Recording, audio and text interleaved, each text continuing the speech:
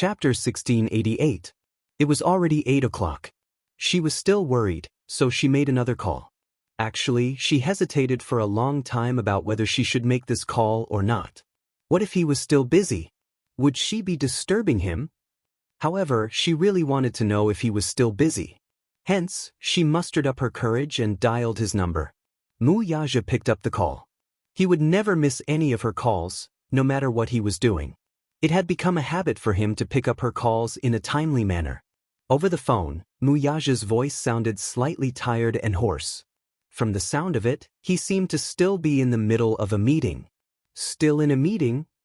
A meeting that lasted from 5 o'clock to 8 o'clock, Xianxia sighed again and again. Wuxia said, "I'll probably be very late.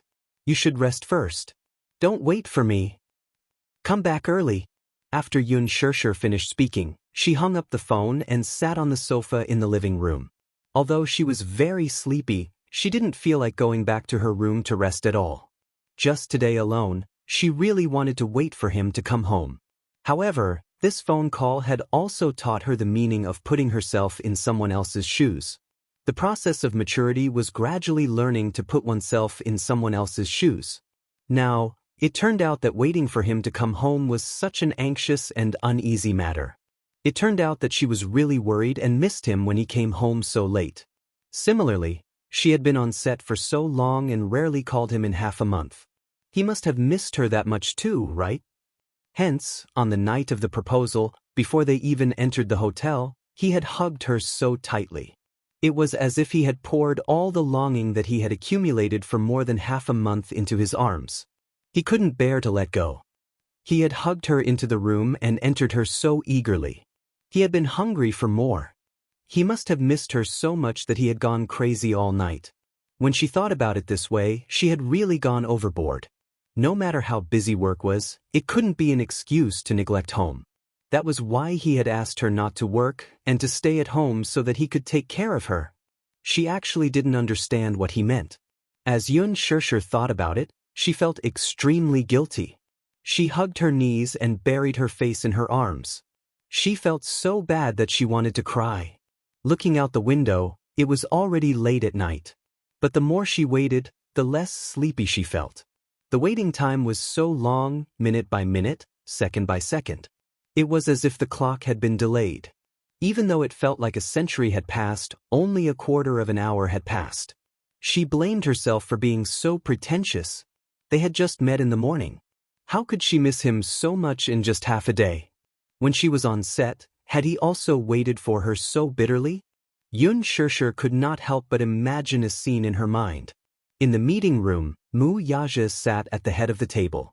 He looked exhausted, but he still sat up straight and listened to the meeting report. Just thinking about it made him feel tired.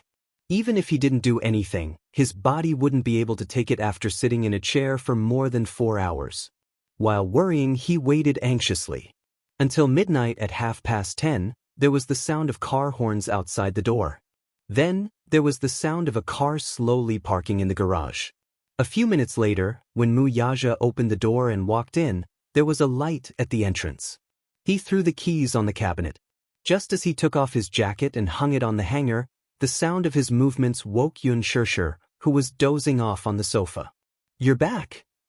Chapter 1689. Wuxia was stunned.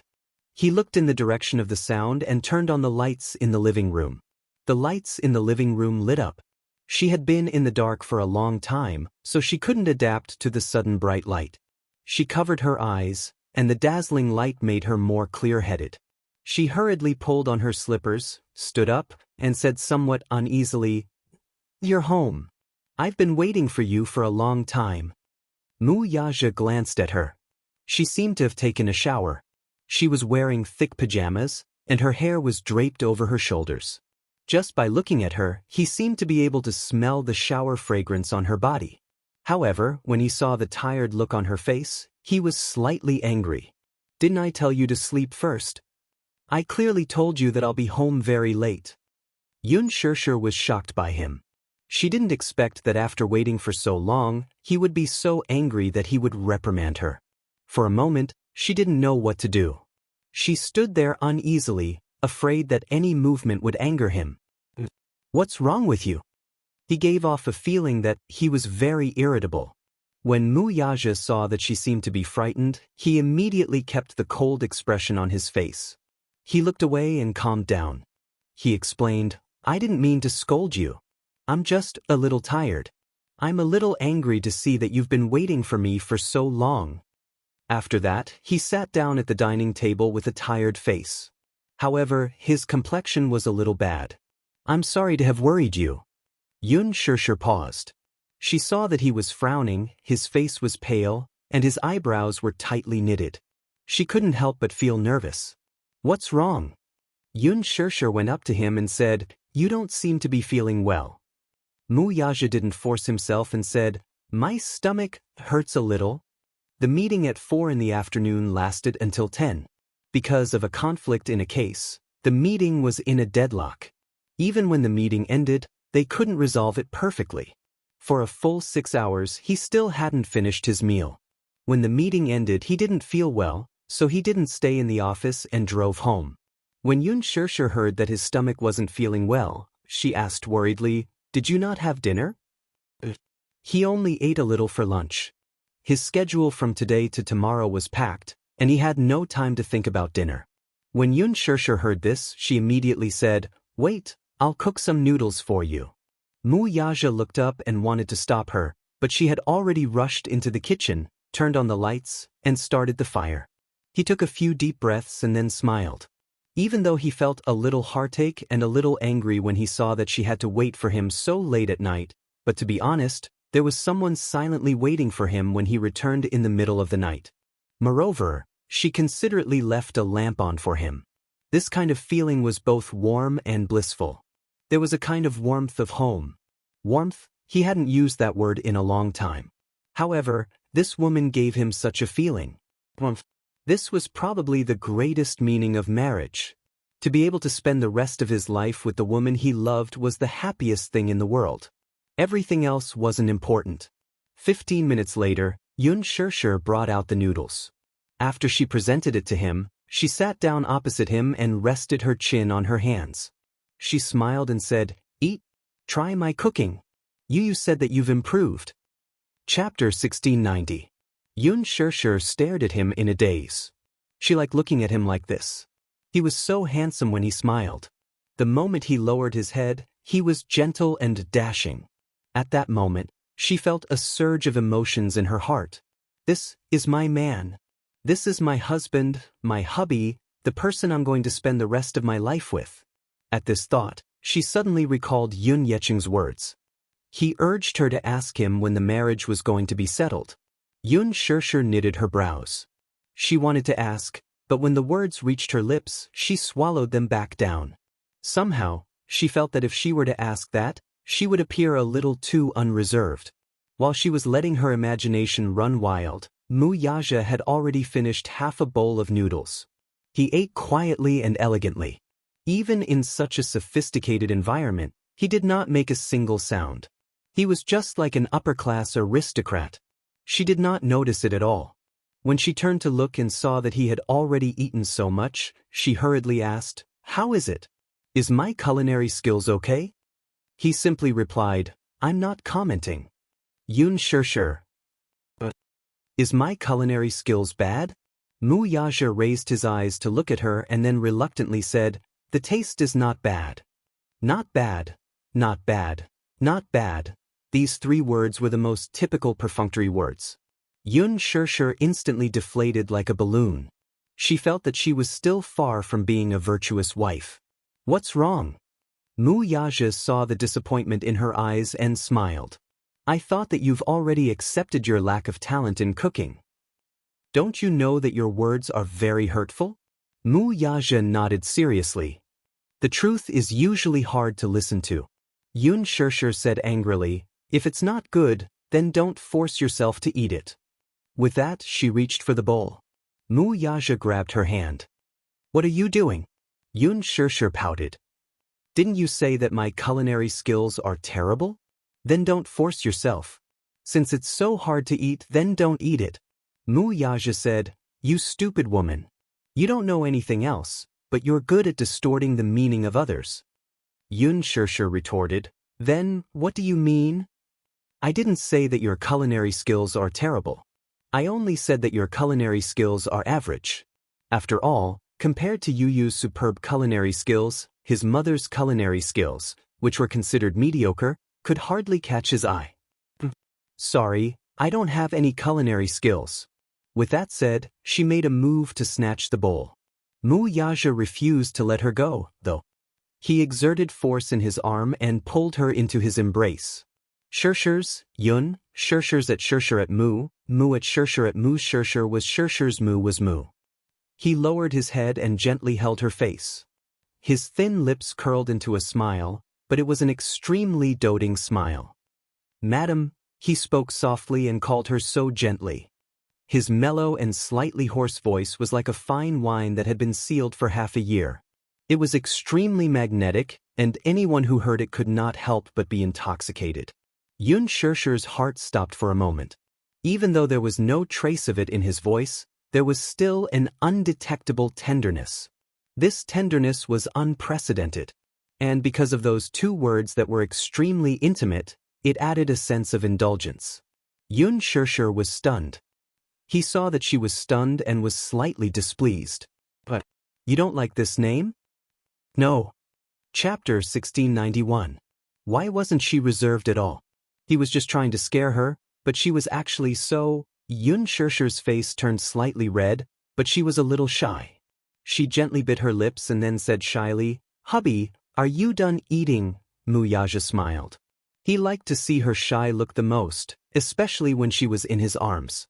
Her shy expression was like a shy flower bud waiting to bloom, beautiful as ever. He lowered his head and whispered into her ear, "I'm done eating." His warm breath brushed against her ear. It was hot and itchy, and he couldn't stop rubbing against her. She pushed him and struggled for a moment before squirming out of his arms. Then she glared at him coquettishly, picked up the bowl, and walked into the kitchen. Wuxia got up and followed her into the kitchen. There was a warm light in the kitchen. Xiaxia put the bowl in the sink and started to wash it. He walked behind her and gently hugged her waist. He rested his chin on her shoulder and quietly watched her wash. Beside his ears was the sound of the warm water flowing quietly. His eyes were half opened. His tense mood for the entire day was finally relieved at this moment. "Can you not lean on me?" Xiaxia said gloomily. "What's wrong? It's so heavy." Xiaxia paused and complained, "Hubby, are you too thin? It hurts when your chin pokes me." Wuxia deliberately went against her and used more strength. It hurt so much that Xiaxia sucked in a breath of cold air. She finally understood that having a sharp chin that could poke people to death was not a joke. Wuxia didn't have an oval face, but his facial features were well defined. His chin was thin and his lines were proud. It hurt a little when he leaned on her shoulder. "Go take a shower first. I'll tidy up." "Okay." With that, Wuxia went into the bathroom. Xiaxia returned to the room after washing the dishes. She put the pajamas in the bathroom and returned to the bedroom.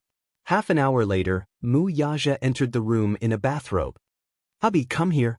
Xiaxia sat at the head of the bed and waved at him. When he came closer, she stretched out her arms and hooked them around his shoulders like a lazy cat. When he sat on the edge of the bed, her soft body leaned on him. A pair of white wrists clasped onto his shoulders, and her tender little face incomparably rolled up the curtains and pressed against his shoulder. She just hugged him like this but didn't say anything. In this tranquil moment, holding him made her feel incomparably at ease. Time was peaceful. She was extremely satisfied, so she couldn't help but rub her face against his shoulder again and again like a spoiled kitten. Her jet black hair was draped over his shoulders. It was as smooth as the finest brocade. It was unbelievably beautiful. Immersed in this beautiful moment, even his heartbeat calmed down for a moment. She was so adorable and charming. In his eyes, she was pleasing to the eye. Just looking at her made him think that he should love this woman even more and hold her in the palm of his hand. He couldn't let her suffer the slightest grievance. He wanted to give her the best of everything in the world. Even the stars in the sky, he wanted to pluck them down and present them to her. The best decision he had ever made in his life was to marry her. Chapter 1692. Madam, have you thought about our wedding? He asked gently, taking the initiative to bring up this topic. She was a little surprised as she lifted her head and looked at him. She had thought that the reason why he had asked her to register their marriage today was just a spur-of-the-moment decision. After registering their marriage, he had immersed himself in work and only returned home very late. Hence, she had thought that he had thrown his thoughts about marriage to the back of his mind. Hearing him mention it, she was inevitably surprised. Have you thought about it? Wuxia nodded. After pondering for a moment, he said, I have thought about it, but it's mainly based on your thoughts.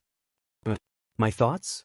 Wuxia thought to himself, women will definitely want to have full control over their wedding. Girls will have many romantic fantasies about their weddings, so she will probably have a lot of ideas about it. In comparison, his romantic cells were really dead. He would rather take her opinion into consideration. Xianxia asked, My dad has been urging me to get engaged, but I'm actually not in a hurry for the wedding. Let's not prepare so hastily. What do you think? Wuxia nodded. I'm actually not in a hurry for the wedding. It's better to do it later. After a pause, as if he was afraid that she would misunderstand, he said, Don't let your imagination run wild. The reason why I said that I'm not in a hurry is because I have my own considerations. Although registering our marriage is simple, there are many things that we have to pay attention to when it comes to our wedding. Our wedding must be grand, just like I promised you. On that day, I will announce to the world that you are my bride. Xianxia was stunned for a moment. Her heart was slightly moved by his words. Wuxia lowered his head and gently kissed the corner of her lips. Following which, he said, Xianxia, I promised you that I would give you the wedding of the century. Do you remember? I remember. I remember everything you said. Wuxia smiled slightly. Although the wedding is not in a hurry, there are two things that I will arrange as soon as possible. Xianxia couldn't help feeling puzzled and asked curiously, What are the two things? The first one is an engagement. Wuxia continued, I already have a preliminary idea about the engagement ceremony.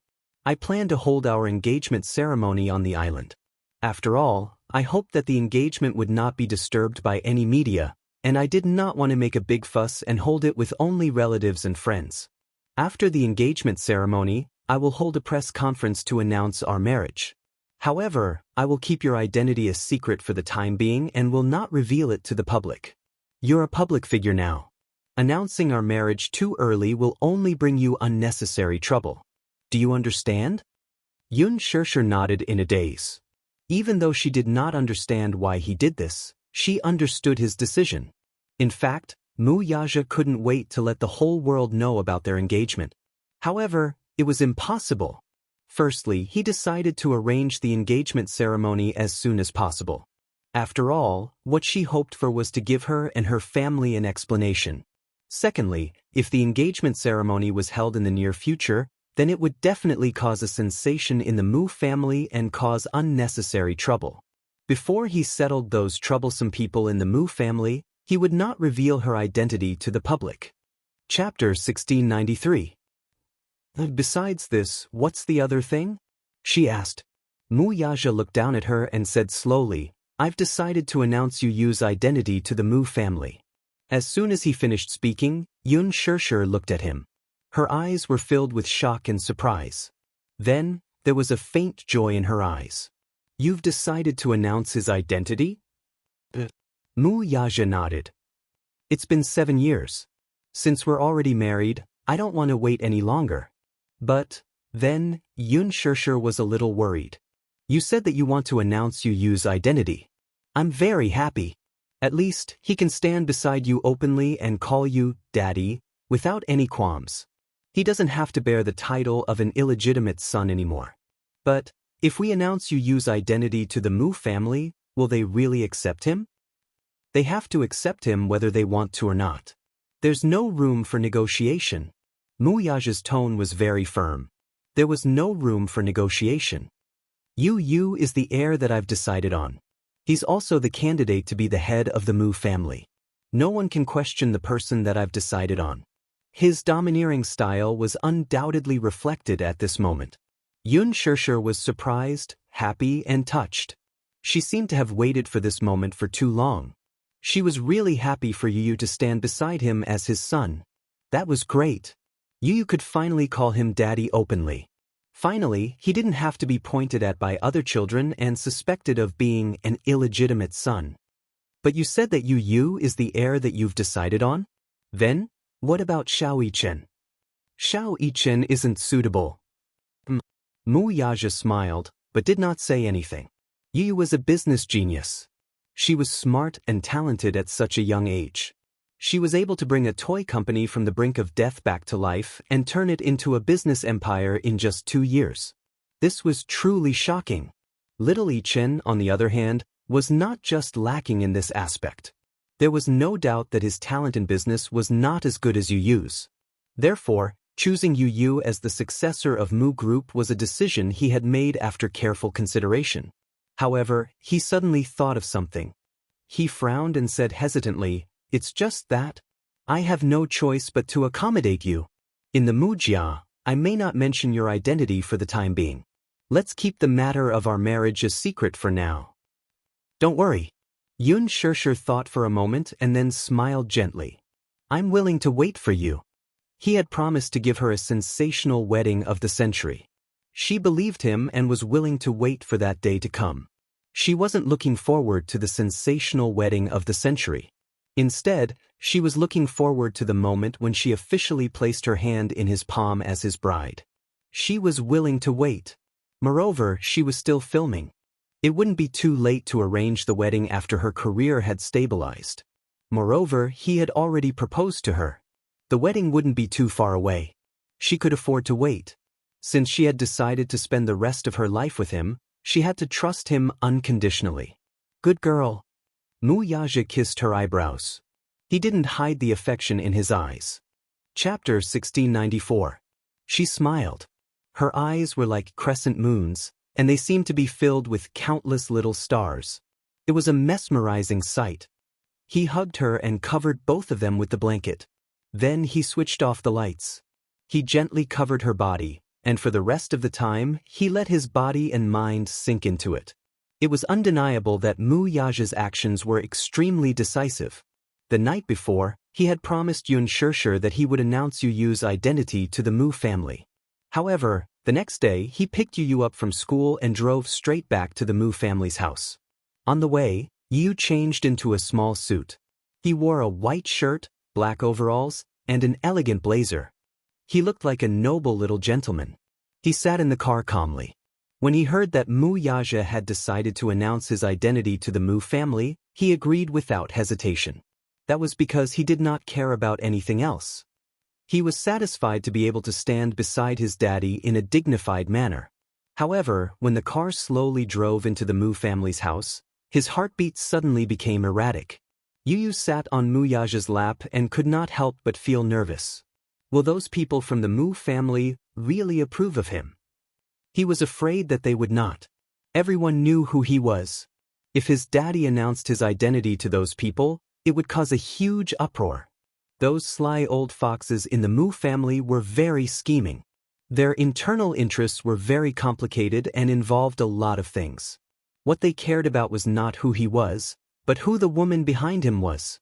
He was afraid that this time around, it would definitely be a bloodbath. It was not an exaggeration to say that it was a hongmen banquet. When the car stopped at the entrance, Wuxia carried him out of the car. However, he suddenly noticed that his son's eyes were a little blank. His little hands were cold and sweaty. "What's wrong? Nervous?" He could not help but tease him. "Nervous?" When Yu heard that, he broke into a smile. His eyes were deep. "Daddy, you're joking. How could he be nervous?" My son is not someone who has stage fright." Wuxia smiled and carried him into the main hall of the Mu family's main residence. At this moment, all the members of the Mu family, as well as the elders of the side branches, were present. Musheng was there too.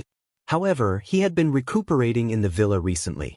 Yesterday, when he found out that Wuxia had something important to announce in public and even gathered all the important figures of the Mu family, He also wanted to be there to see what was so important to announce. The members of the Mu family, who had been waiting anxiously for a long time, were originally gathered together and discussing animatedly. They didn't know why Mu Yaja suddenly gathered everyone. However, when they saw Mu Yaja carrying a little munchkin into the main hall, everyone was stunned. Xiao Yichen. Mu Shumin was the first to speak. She carefully observed the child for a while, but she felt that there was something wrong with this child. Mu Linfeng suddenly frowned and said in a deep voice, "This child isn't Mu Yichen." What? Mu Shumin, on the other hand, was taken aback. Her probing gaze then landed on Yu once more. She sized him up from head to toe with her bewildered gaze as if she wanted to stare right through him. Chapter 1695. These people, who had been in the center of power for many years and had been involved in bloodshed, were all very experienced. They might not be able to tell if it was the same person at first glance, but at second glance, they could tell that something was fishy. This little guy was obviously not Mu Yichen. Then, could he be the child of the Mu family who had been left outside? They heard that his name was Yun Tianyu. Mu Shumin did not know about Yun Tianyu's matter. It was only after Mu Yanqing added a few words that she realized what was going on. However, this was followed by a sense of vigilance. This child was an outsider in her eyes. She would not accept it. Although Yun Tianyu was Mu Yaja's flesh and blood, logically speaking, it should be a joyous occasion for the Mu family to regain this lost child. However, looking at the current Mu family, no one would think so. Why? This was because this child had led a wandering life outside the family since he was young and was not close to the Mu family. In addition, the woman behind him had always been the Mu family's public enemy. A family like the Mu family was quite xenophobic towards a woman who had no power and no family background. If Yun Shishir had some background and a powerful maternal family, she might be able to gain their approval. However, Yun Shishir did not have any background, so she was seen as an outsider in their eyes. As such, this child would not be recognized by them either. Yu allowed Mu Yaja to carry her as her beautiful eyes scanned the main hall. She took in all the wariness, suspicion, and malicious looks. She mentally prepared herself. The eyes of these people didn't seem to be very friendly. It was as if an ancient and powerful tribe had seen an invading enemy. They were glaring at her covetously with a hint of hostility. It seemed that he was not welcome here. Still, it did not matter. He was here this time because he had promised his daddy. His daddy told him that he would bring him back to the Mu family and announce his identity. The little lad's first reaction was, "Where's Mommy? Will you announce Mommy's identity too?" Mu Yaja said bluntly, "Now is not the time." Yu knew what he was thinking too. The tacit understanding between father and son was often enough for them to understand each other's thoughts with just a glance or a word. The reason why he had agreed to come back was because he hoped that he could have a legitimate identity. At least in the outside world, he could calmly tell those people that Mu Yaja was his daddy and he didn't need to worry about anything. He also didn't need to bear the shameful title of an illegitimate child. However, he knew very well that his arrival might not be welcomed by the Mu family. With one look, it was indeed the case. "Daddy, put me down," Yu whispered. Mu Yaja glanced at him, then bent down and placed him on the ground. Mu Linfeng glanced at Yu, only to see the child turn around and face them without any fear. His small hands were obediently behind his back, and a confident and arrogant smile suddenly appeared on his exquisite face. He was dressed in a well-ironed suit, looking elegant and polite, which made him look like a mature gentleman. Chapter 1696. That pair of pure and beautiful eyes slowly sized them up. Then she smiled slightly. "Uncles, aunts, good evening." He was the first to speak. His voice was not loud, but he did not try to hide it either. He was calm and composed, and no one could tell that he was only 7 years old from his calm demeanor. A normal child of this age would probably hide behind his father shyly in the face of so many stern and unfriendly elders. What about him? Not only did he not avoid them, he even took the initiative to greet them.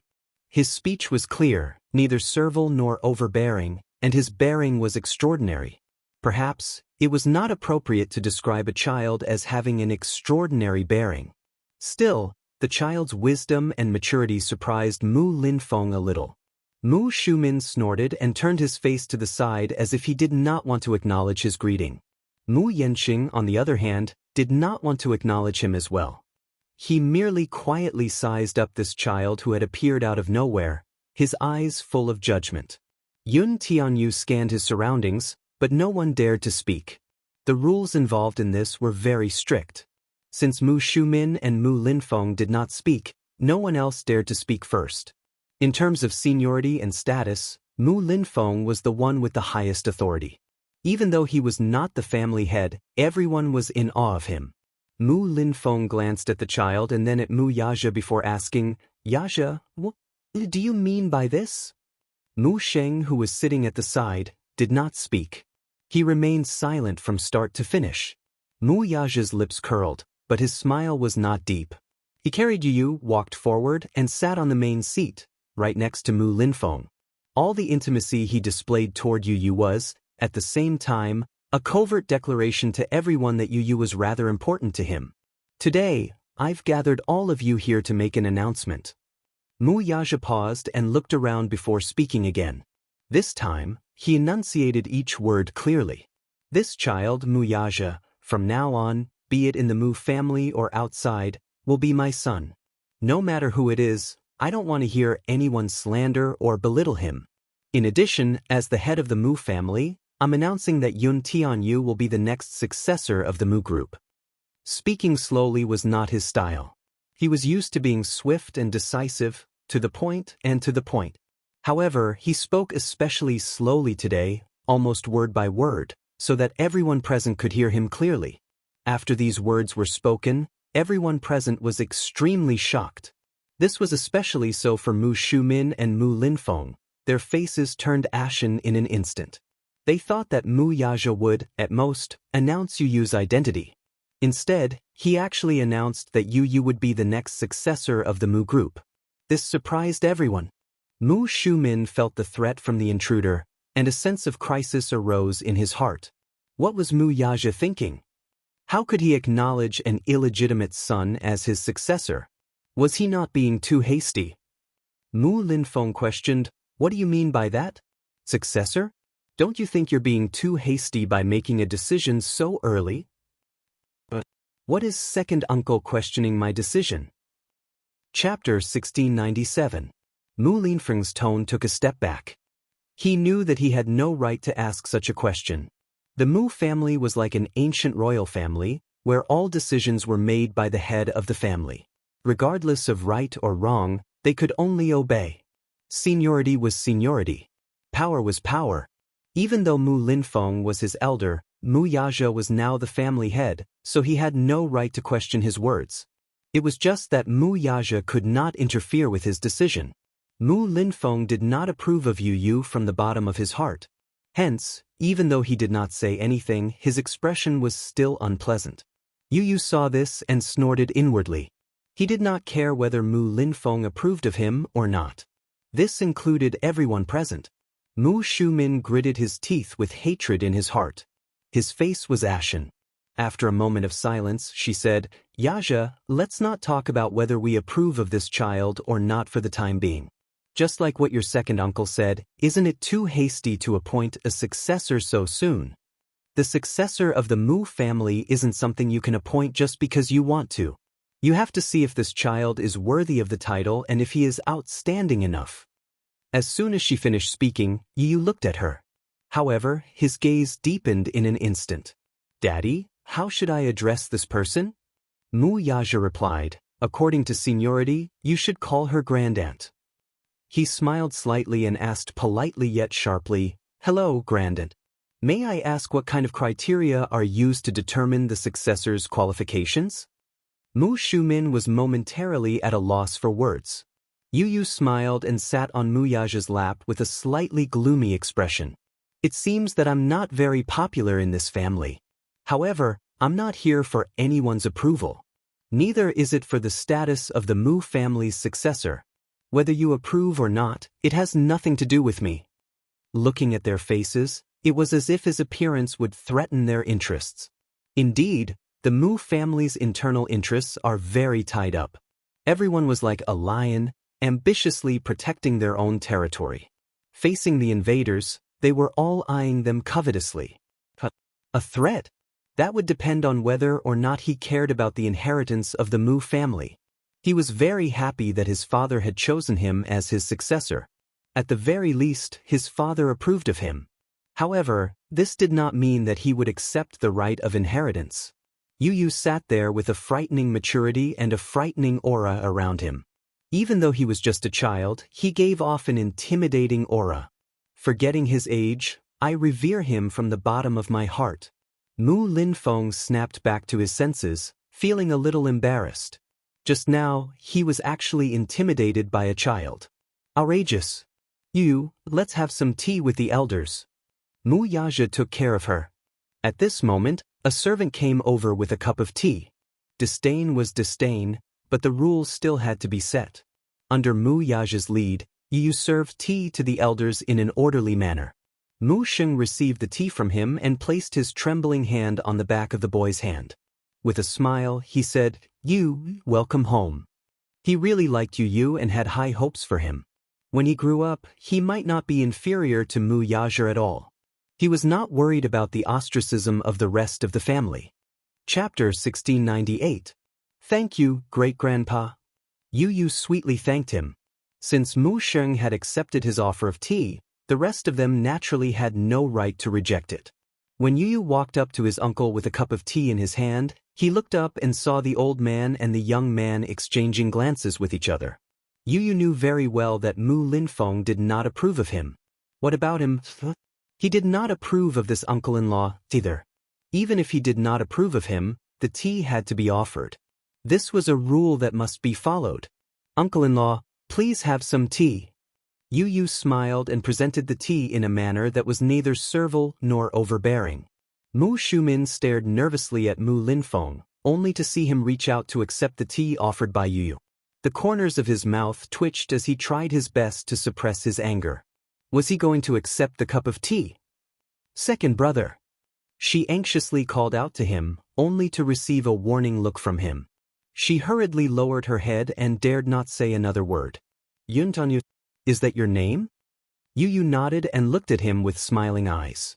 It's a good name. Mu Linfeng gave an ambiguous reply. He then took a sip of the tea and put it aside. His face, though, remained sullen from start to finish. After 2 rounds of toasting, both Mu Sheng and Mu Linfeng had accepted the tea, so the rest could not say anything else. When Yu offered the tea to Mu Shumin's face twitched. He tried his best to soothe the discomfort in his chest and forced himself to accept the tea calmly. He took a sip and hurriedly put it aside. The rest of the process proceeded smoothly. Mu Yaja led him, and like a lion cub who had just inherited a territory, he followed his footsteps closely as he patrolled his territory. After going through the rules once, Yu stood in the middle of the main hall and bowed 3 times to each elder. Following that, he straightened his back. Calm and composed, he looked like a wise leader. It was impossible not to look at him in a different light. A smile flashed across the pair of black eyes that were like agates. Mu Linfeng's heart was suddenly shaken. This child would definitely have an extraordinary future. He felt a sense of crisis. On the way back, Yu, who was sitting in the front passenger seat, could not hold back his laughter any longer and started giggling. Mu Yaja was affected by his laughter too, as his thin lips could not help curling into a playful smile. "Daddy, did you see Mu's expression? He looked pale the whole time. He was looking at me as if I was an invader." Then he tilted his head. "That was fun. Yu, from today onward, you are my legitimate son. No one will bully you in the future." Mu Yaja promised. "Daddy, since I've entered the Mu family, should I change my surname?" Yu suddenly asked. Mu Yaja cocked a brow. "But don't you want to change it?" Mu Tanyu. Yun Tianyu smiled. "This name doesn't sound good to me. I don't want to change it, is that okay?" He then looked at him with a gentle smile. "This surname has been with me for 7 years. I've been following Mommy's surname since I was born. My surname is Mommy's and I don't want to change it." Yun Tianyu sounded better. More importantly, this name was given to him by his mommy. Chapter 1699. According to the rules, you should change your surname. Wuxia paused, then smiled helplessly. But I'll leave it to you to decide whether you want to change it or not. Daddy, you're the best. Yu smiled contentedly. She held Wuxia's arm and leaned forward to give him a peck. Daddy, don't worry. I won't let you down. He would become stronger. He would become so strong that no one would dare to underestimate him. No one would dare to underestimate his mommy. He told himself that he wouldn't have to wait too long for this day to come. On the other hand, the Mu family was in an uproar. Mu Shumin was furious. He slammed the table and threw a tantrum, not caring about Mu Linfeng's face at all. Second brother, are you really going to acknowledge this child as your own? He's a bastard, and the woman behind him is very ambitious. In my opinion, this time, that woman must be fanning the flames behind the child's return to the Mu family. She probably wants to return to the Mu family to seize power. When the child returns to the Mu family, the day she enters the Mu family's door will not be far away. This woman is really playing a big game of chess. I think this was her idea from the beginning to the end. Once that boy enters the Mu family and stabilizes his foundation, won't she be able to ascend to the top and enjoy glory and wealth forever? Second brother, are you really going to sit back and do nothing? No matter how angry Mu Shumin was, Mu Linfeng remained silent in his seat. His expression was cold, and it was obvious that he was unhappy. Second brother, why aren't you saying anything? Mu Shumin said angrily, don't you think I'm right? Mu Linfeng slammed the table and stood up angrily. Do you think I'm the one who came up with this? You should stop talking. I don't have a clue about this matter at the moment, so I can't say anything. As he spoke, Mu Linfeng paced back and forth in the main hall with his hands behind his back. Mu Yanqing and Mu Shumin watched him nervously, holding their breaths. In the end, he stopped in his tracks and slowly said, but there is something I want to say. It's easy for this child to enter the Mu family, but it's not that easy to stabilize the foundation. With his words, Mu Shumin was finally relieved. He smiled to ease the atmosphere. When Yu returned home, Xianxia was still on set. Xiao Yichen ran over. When he saw Yu, his face lit up with anticipation. Yu, how is it? What do you mean? Xiao Yichen was stunned. He glanced at Wuxia and then at Yu. Didn't Daddy say that he would bring you back to the Mu family today to officially announce your identity? It's just a process. There's nothing much to say. Wuxia didn't know whether to laugh or cry at his little adult demeanor. This child was truly a classic example of a little mischievous child. All right, go to sleep. Wuxia coaxed the two little fellows back to their room. Under Xiao Yichen's persistent pestering, he read 2 more stories before the little fellows fell asleep contentedly. When Xianxia returned home, Wuxia was in the study. She walked in and knocked on the door. Wuxia asked without looking up, "Are you done filming?" No, if he hadn't mentioned it, she wouldn't have thought of it. When he opened his mouth, she suddenly walked to his side and said with a strange expression, "Everyone on set treated me strangely today. I'm feeling a little creepy because of it." Chapter 1700. Strange.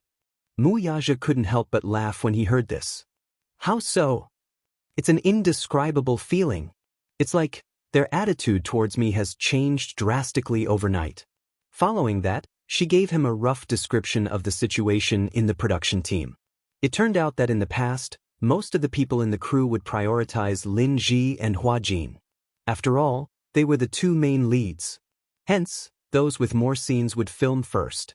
Whether it was the makeup artist, the stylist, or the stylist, the order was always Hua Jin first, followed by Lin Ji, and then the supporting roles. Hence, Xianxia's scenes were especially slow. Sometimes, there were 2 scenes prepared for the day, one for Lin Ji and the other for Xianxia. Lin Ji would film first, and Xianxia would do her makeup and styling in advance. She would wait for Lin Ji's scenes to finish before going on set. After filming, there would be a break. This was for the director and a few crew members to take a breather. This delay could take up to an hour. Sometimes, Lin Ji's scenes would not be completed if Lin Ji's scenes were slow. If she was unlucky, Lin Ji's scenes would take an entire day, and Lin Ji would have to wait until the next day to film. Hence, in that half a month, even though the schedule was tight, she had very little time to film. The real time was spent waiting for the set and memorizing her lines. Since she had nothing to do while waiting for the set, she memorized the script over and over again until she knew it by heart. However, this kind of filming was too boring. But for some reason, when she arrived at the set today, the stylist, makeup, costume, and props all rushed up to her. Not only were they attentive to her, but they also wanted her to do everything first.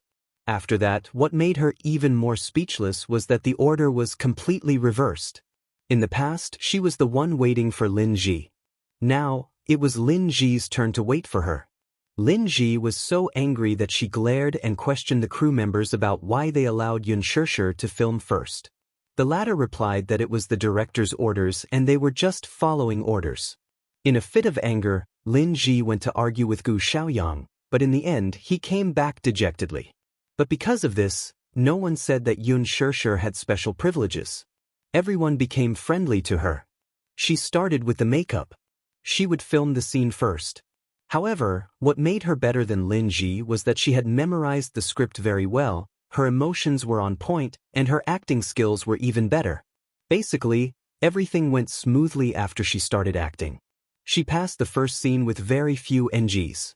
Even if she did, she would always pass the second scene. Director Gu was very satisfied. Xianxia was very efficient. Within a day, she completed all 3 scenes on one set. Director Gu was overjoyed and gave her another 2 days off. On the way back, Xianxia still felt a little incredulous. So, she asked, "Did you inform the production crew?" Wuxia didn't hide anything and nodded. "Doesn't it feel good to have special privileges?" Special privileges? This was a privilege. The way the supporting roles looked at her was different. They were looking at her suspiciously and sizing her up. "What did you say to Director Gu?"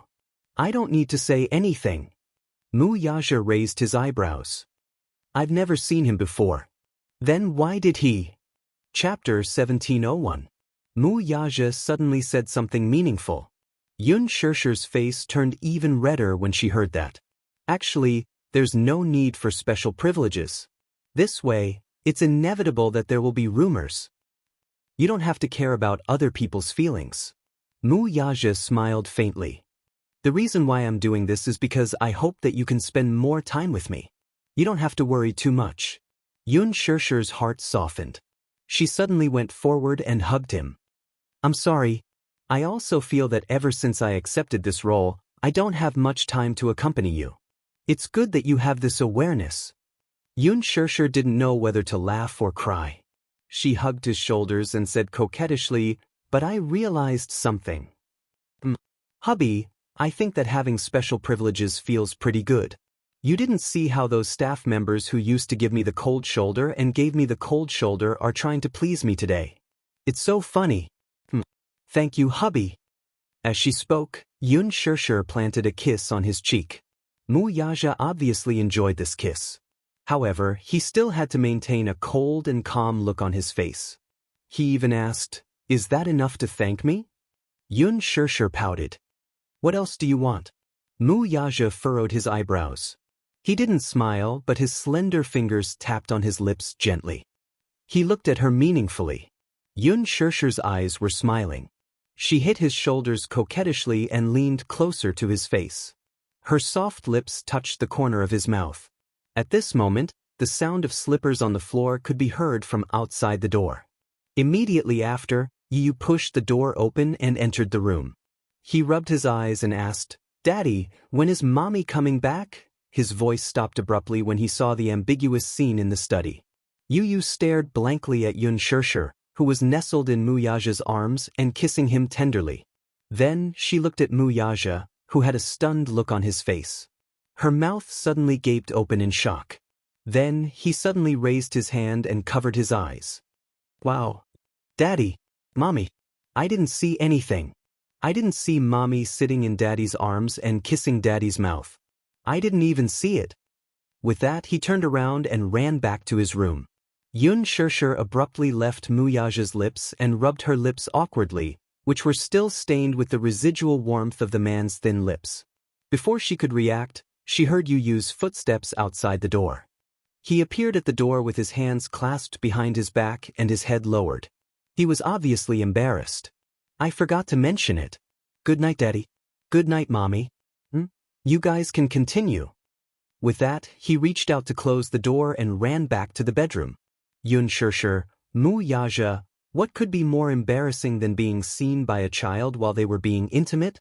Yun Shirshir thought about Yu Yu's shocked expression and his ambiguous gaze on the two of them. She felt so embarrassed that her cheeks burned. She felt a little ashamed.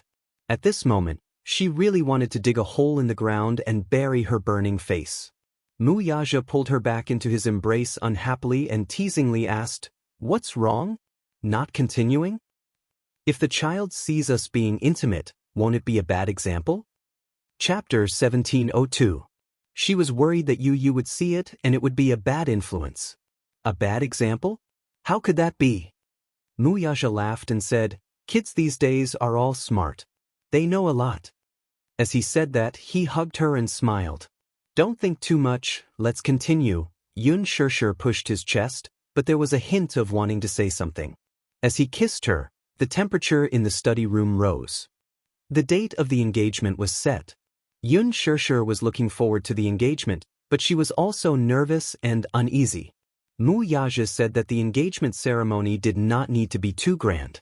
As for the guests, he would only invite some of his important relatives and friends, as well as his frequent business partners, as VIPs to bear witness.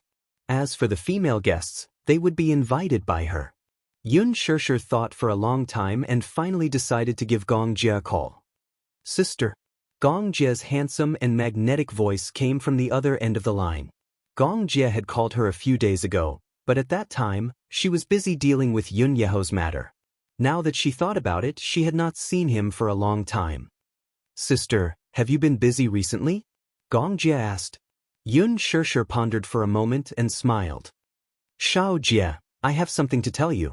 Are you free now?" "What is it? Tell me." "It's not convenient to talk over the phone. How about this? Are you free now? I'll treat you to a cup of coffee." Gongjia gladly agreed. But they agreed to meet at the dessert shop that she frequented. Gongjia had already booked a private room.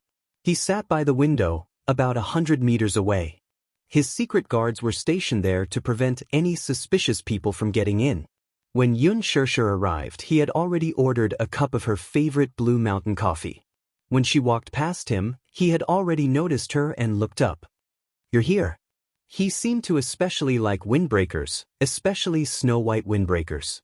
With his silver hair and tall figure, it was impossible not to recognize him in a crowd. There was a lit cigarette between his fingers, but when he saw her, he calmly put it out. He remembered that she didn't like the smell of smoke, and she hated smoking even more. Therefore, smoking in front of her was forbidden. He had promised her that he wouldn't smoke, but he was addicted to smoking, so he took advantage of the time when she wasn't there to secretly smoke a cigarette. Who would have thought that just as he lit it, he would arrive? Gongjia's face had a touch of embarrassment from being caught red-handed. He cleared his throat and smiled, trying to cover it up. "Shao Jie, you're smoking again." "I was wrong." He revealed his watery eyes and acted cute and coquettishly in front of her. It was an easy task. Yun Shirshir was helpless. She sat down in the booth and looked at the dessert he ordered for her. She couldn't help but be surprised. "How do you know what I like? The last time we had afternoon tea together, these were the desserts. I remember them all." He remembered every detail about her. Her favorite desserts, coffee, snacks, he remembered them all.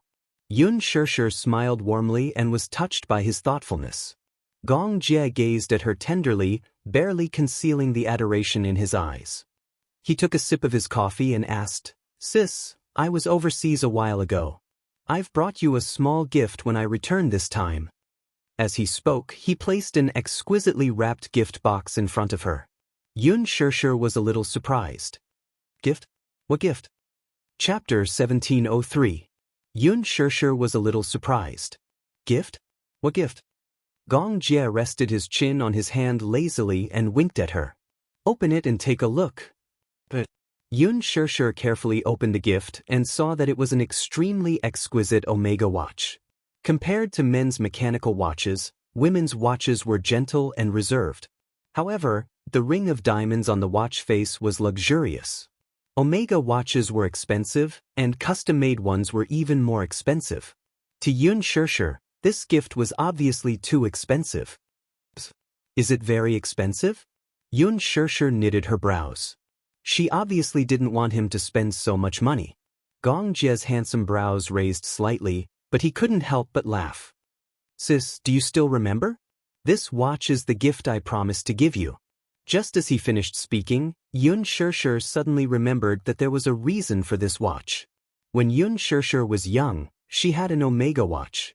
It was Mu Wanru's watch that she always wore. She liked it very much, so her mother gave it to her and let her wear it. She had always cherished this watch and couldn't bear to break it. In her heart, it was a rare treasure. However, there was once when Gong Jie secretly took the watch that she hid in the drawer out to play. In the end, he accidentally lost it. He felt guilty, so he didn't dare to mention it. When Yun Shishir couldn't find her watch and cried sadly, he helplessly hugged her in his arms. He was both regretful and helpless. He could only coax her and say, Shishir, don't cry. When I have money in the future, I'll definitely give you the best watch in the world. Only then did she stop crying and say, this is what you promised me. You can't go back on your words. Even though it had been a long time, so long that even she had forgotten about it, he didn't forget.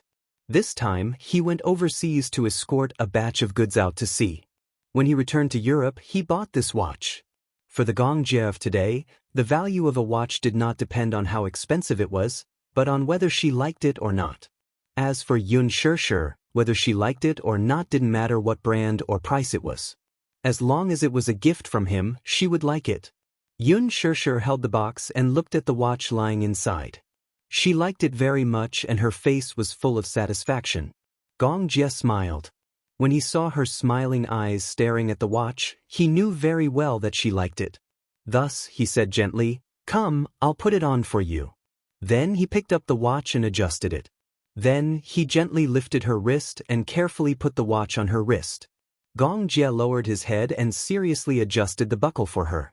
Yun Shishir laughed and said, I was just joking at that time. I just didn't expect you to remember. I thought you forgot. How could I forget? I will remember what I promised you. Gong Jie paused and looked up. His eyes seemed to be filled with countless stars. When he smiled, his eyes curved and looked extremely beautiful. I still remember that I promised you that if you got married, I would personally hand your hand to that man. Yun Shishir's expression suddenly froze. She couldn't help but look up and stare deeply at him. However, at this moment, she saw that he had already lowered his head and was adjusting the time for her. Shao Jie, if I get married, will you give me your blessings? She asked carefully. Chapter 1704. He raised his head and looked at her with a strange expression. For a moment, too many emotions flashed across his eyes. She could not see anything clearly. Sis, are you getting married? Gong Jie's handsome brows furrowed slightly, but he looked a little dazed. Yun Shishir saw that his expression was a little strange, and she could not help but be a little surprised. What's wrong, Shao Jie? Nothing. Gong Jie came back to his senses from his complicated thoughts. He looked up and exchanged glances with her. His handsome eyes suddenly deepened. You're getting married? Yes. Why so sudden? I've never heard you mention it before. Yun Shishir tugged at the corner of her lips and smiled awkwardly. Previously, I didn't tell you because I didn't know how to bring it up. Moreover, the wedding date hasn't been set yet. We're only planning to hold the engagement ceremony first. As she spoke, she reached out and placed her hand on the back of his hand. Smiling gently, she said, This is what I wanted to talk to you about. Shao Jie, will you attend my engagement ceremony? Will you give me your blessings? Gong Jie suddenly felt a little frustrated. However, this frustration did not show on his face. Gong Jie lowered his eyelids as many fragmented memories flashed through his mind. The nightmarish memories of his youth resurfaced in his mind. Those memories accompanied by the firelight seemed to break out of a cocoon in an instant. For a moment, the space between his brows throbbed with a splitting headache. Gong Jie rubbed the space between his brows a little anxiously, looking a little conflicted and anxious. Suddenly he asked, "Do you really want my blessings?"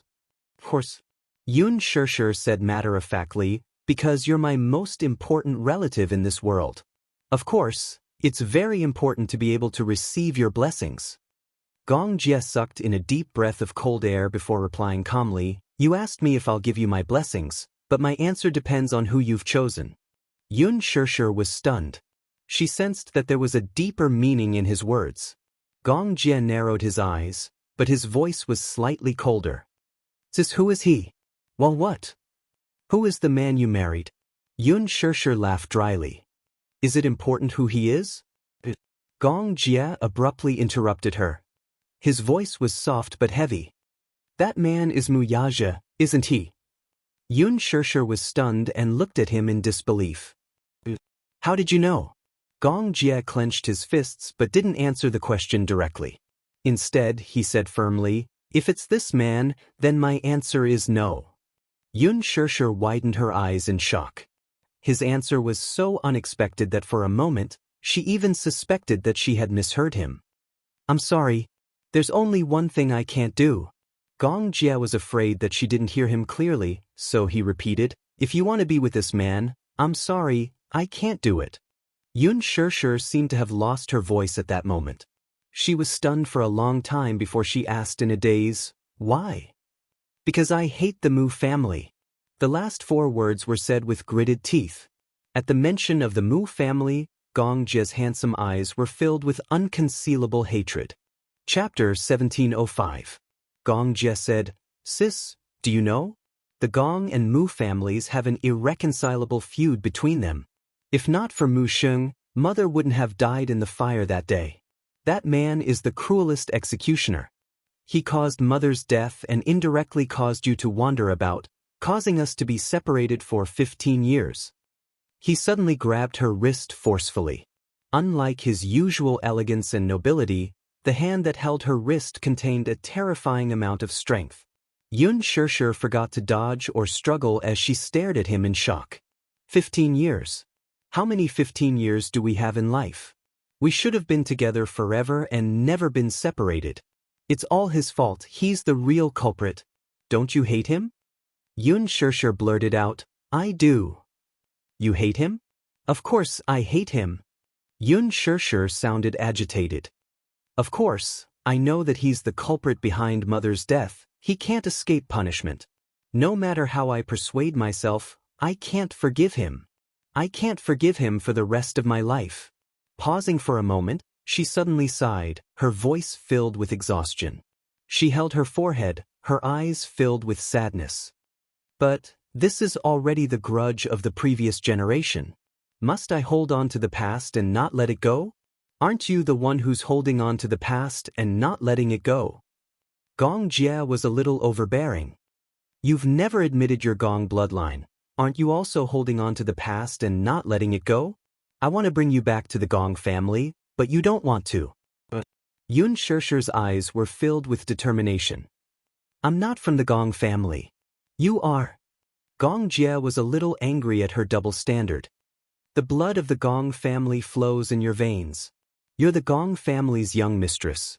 No matter how long you've been away from home, you can't hide the fact that you're from the Gong family. Shao Jie, then give me a reason.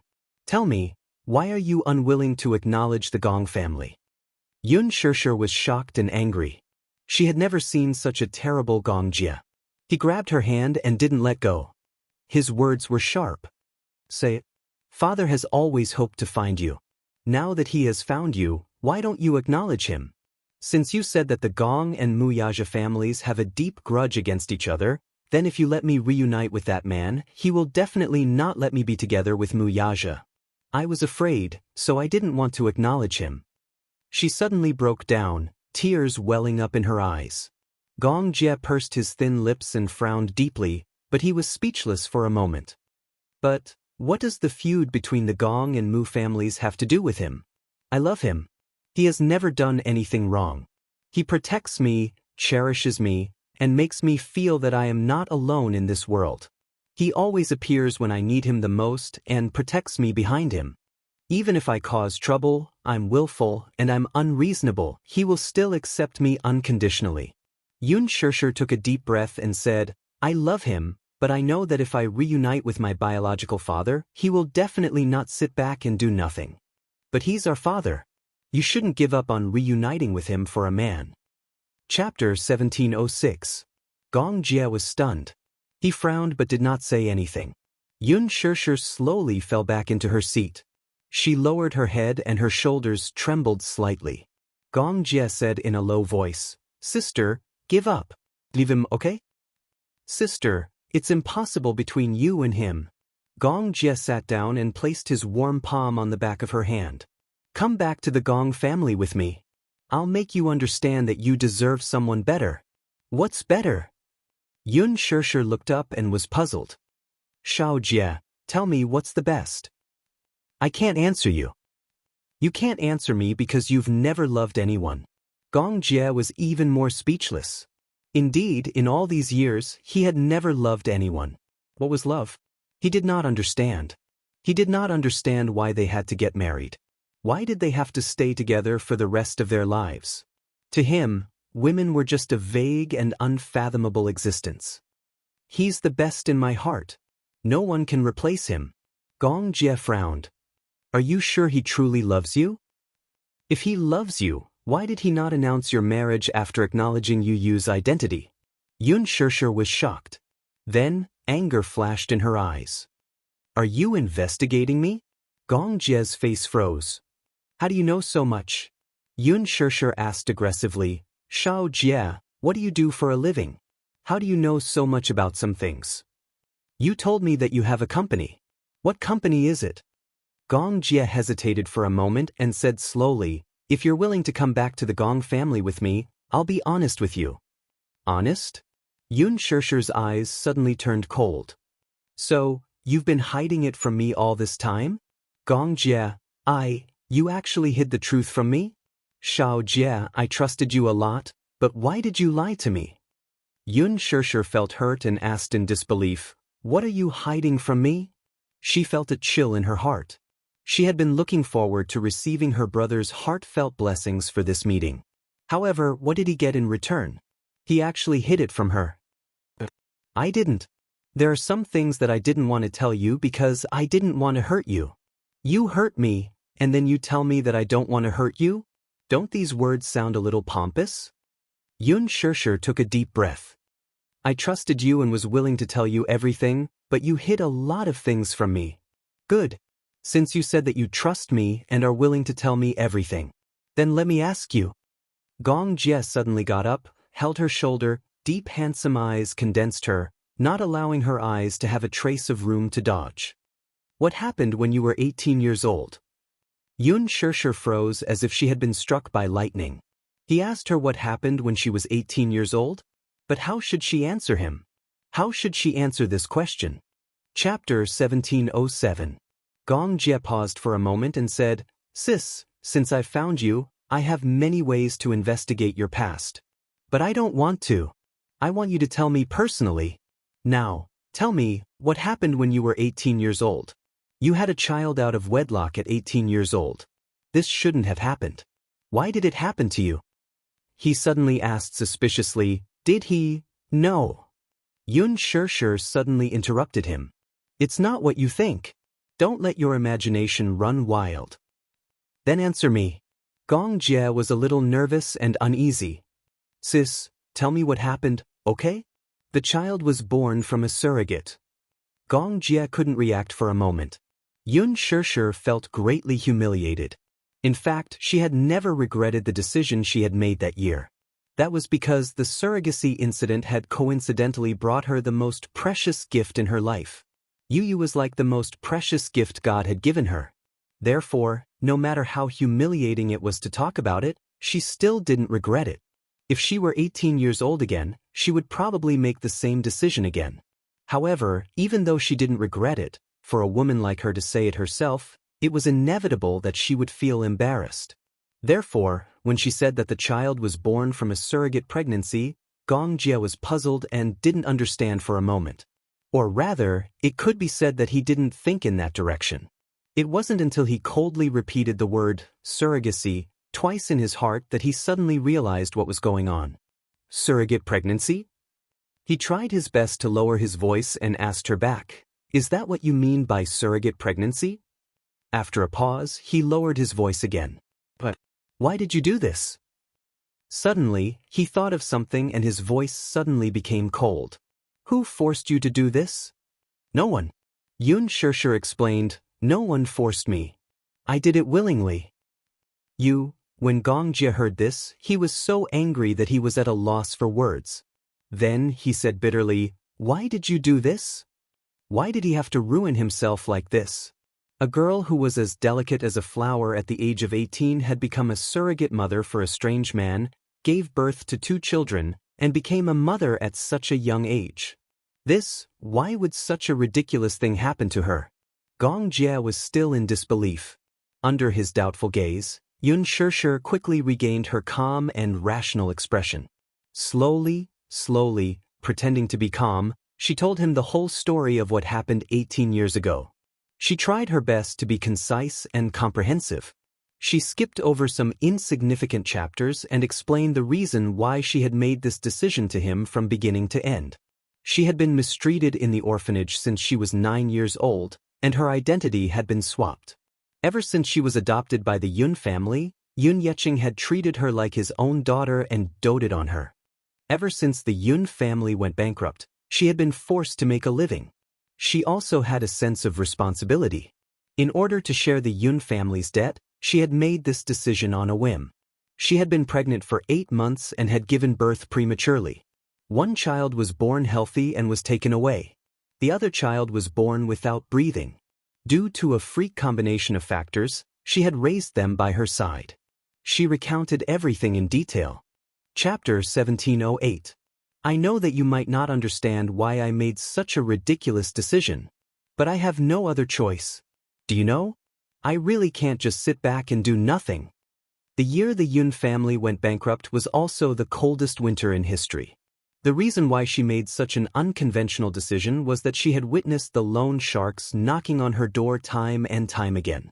Those bloody threats, as well as the insolence with daggers, had forced the family to stand on the 13th floor's rooftop and threatened Xianxia to repay the debt on the spot. If he could not do so within an hour, he would be pushed down by one of them. Yun-na was so scared that she wet her pants on the spot. She cried her heart out, but no one cared about her. Xianxia kowtowed to each family and begged until his head bled. Only then did he manage to scrape together enough interest to send these demons of plague away. Another time, the debt collection company had dragged her into the snow and poured a basin of ice water over her head. It was -5 degrees Celsius, and the bone-chilling cold seeped into her bones from every pore. She was so cold that she shivered and fainted on the spot. When she woke up, Xianxia was covered in injuries. It seemed that he had been taught a lesson by those lawless people. Because of that incident, there was a heavy chill in her body. Even now, her body was still weak. Not only that, she even witnessed with her own eyes how her father was dragged to the neighborhood's fountain. In the cold weather, they grabbed his hair and pressed him into the icy fountain, causing his face to turn red from the cold. How could she just sit back and do nothing? How could she pretend that it was none of her business? She only resorted to this when she was at her wit's end. If she did not think of a solution at that time, the Yun family would really be finished. Xianxia lowered her head heavily. Her hands fell limply on the table, and her fingers were intertwined with each other. She felt lonely and helpless. The wounds that had already scabbed over were once again torn open with blood dripping from them. The pain was heart-wrenching. She originally did not want to recall those nightmarish scenes. Gong Jia looked at her isolated and helpless appearance and felt as if his heart had been ruthlessly torn open. The pain was so painful that it numbed him. "I'm sorry, sister." Gong Jia sat beside her helplessly, hugged her shoulders, and hugged her tightly. His heart was filled with regret.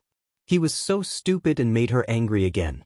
Ever since they were young, he always seemed to make her angry. But he didn't want to. "I'm sorry." He apologized sincerely again and again. His bewildered look was like a child who had done something wrong. He was trembling with fear and had a hint of a spoiled child. Xianxia's heart softened under his comforting words. She softened her tone and said, "Xiao Jie, I've never wanted to hide anything from you.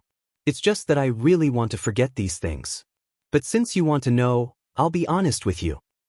"Stop talking." Gong Jie stopped her in time. "I know I was wrong. I shouldn't have forced you to think about these things. I shouldn't have reminded you of these things." As he spoke, he gently caressed her cheeks. His gentle voice was filled with guilt.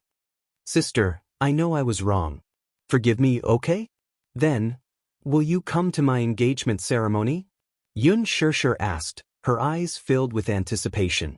Gong Jie stared into her eyes for a moment, then replied, "Let me think about it, okay?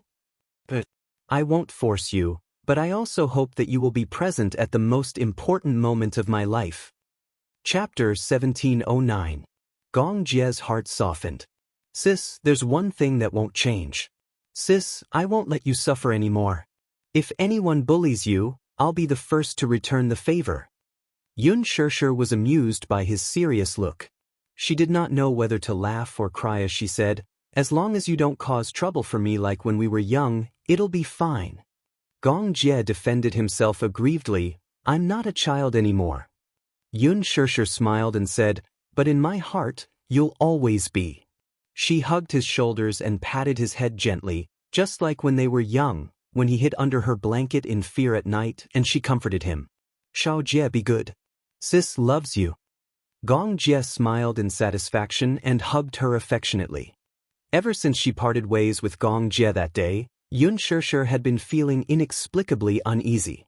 She did not know if Gong Jie would come to her engagement, nor did she know if he would accept her choice.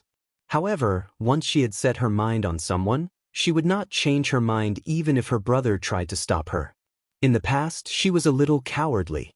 When she encountered something, she would subconsciously escape and retreat. But this time, she decided to face it bravely. No matter what, she would protect him silently in her own way. Now that the engagement date had been confirmed, she decided to shop around the mall during the break to choose a suit for Wuxia. Even though she knew that his suit would be prepared by someone. However, she decided to choose one for him personally. This time, she was fully prepared. She wrapped herself up fully. Since the weather was turning cold, she wore a down jacket, a pair of black sunglasses, a cotton cap, and a mask. It was almost impossible to recognize her when she walked on the streets. Xianxia drove to the mall and went to the Armani counter. With Muxi's company, she began to choose a suit. After choosing a few suits, she asked the counter staff, but one of them did not have the size she wanted. It had to be said that Wuxia was too tall, so it was very suitable for the British, European, and American style. However, even if it was suitable, she would often encounter situations where the size was not available. Fortunately, the suit she liked the most was available in a size. "I'll take these two. Can you give me the order?" She picked 2 suits and handed them to the shop assistant. The shop assistant nodded and asked her to wait for a while before she went to make the order. While Xianxia was sitting on the sofa and waiting, an uninvited guest suddenly appeared at the counter. Out of the corner of her eye, she caught a glimpse of an extremely familiar figure. Her heart froze for a moment, and she suddenly thought of a phrase, "Enemies often cross paths." Xianxia, who was dressed elegantly in a pair of 10-centimeter high heels, casually strolled into the counter. Xianxia's birthday was approaching, so she decided to choose a suit as a gift. However, there was such an unfortunate fate. As soon as Xianxia entered the counter, she saw the figure sitting quietly on the sofa and recognized Xianxia at first glance. Even though Xianxia was dressed very formally when she went out and was wrapped tightly from head to toe, her charm and temperament would not change no matter how well she dressed. In addition, Xianxia had long hair and a good figure. Even if she was wrapped in a thick down jacket, it was difficult to hide her exquisite figure. Chapter 1710. Xianxia. As soon as she opened her mouth, Xianxia's body stiffened.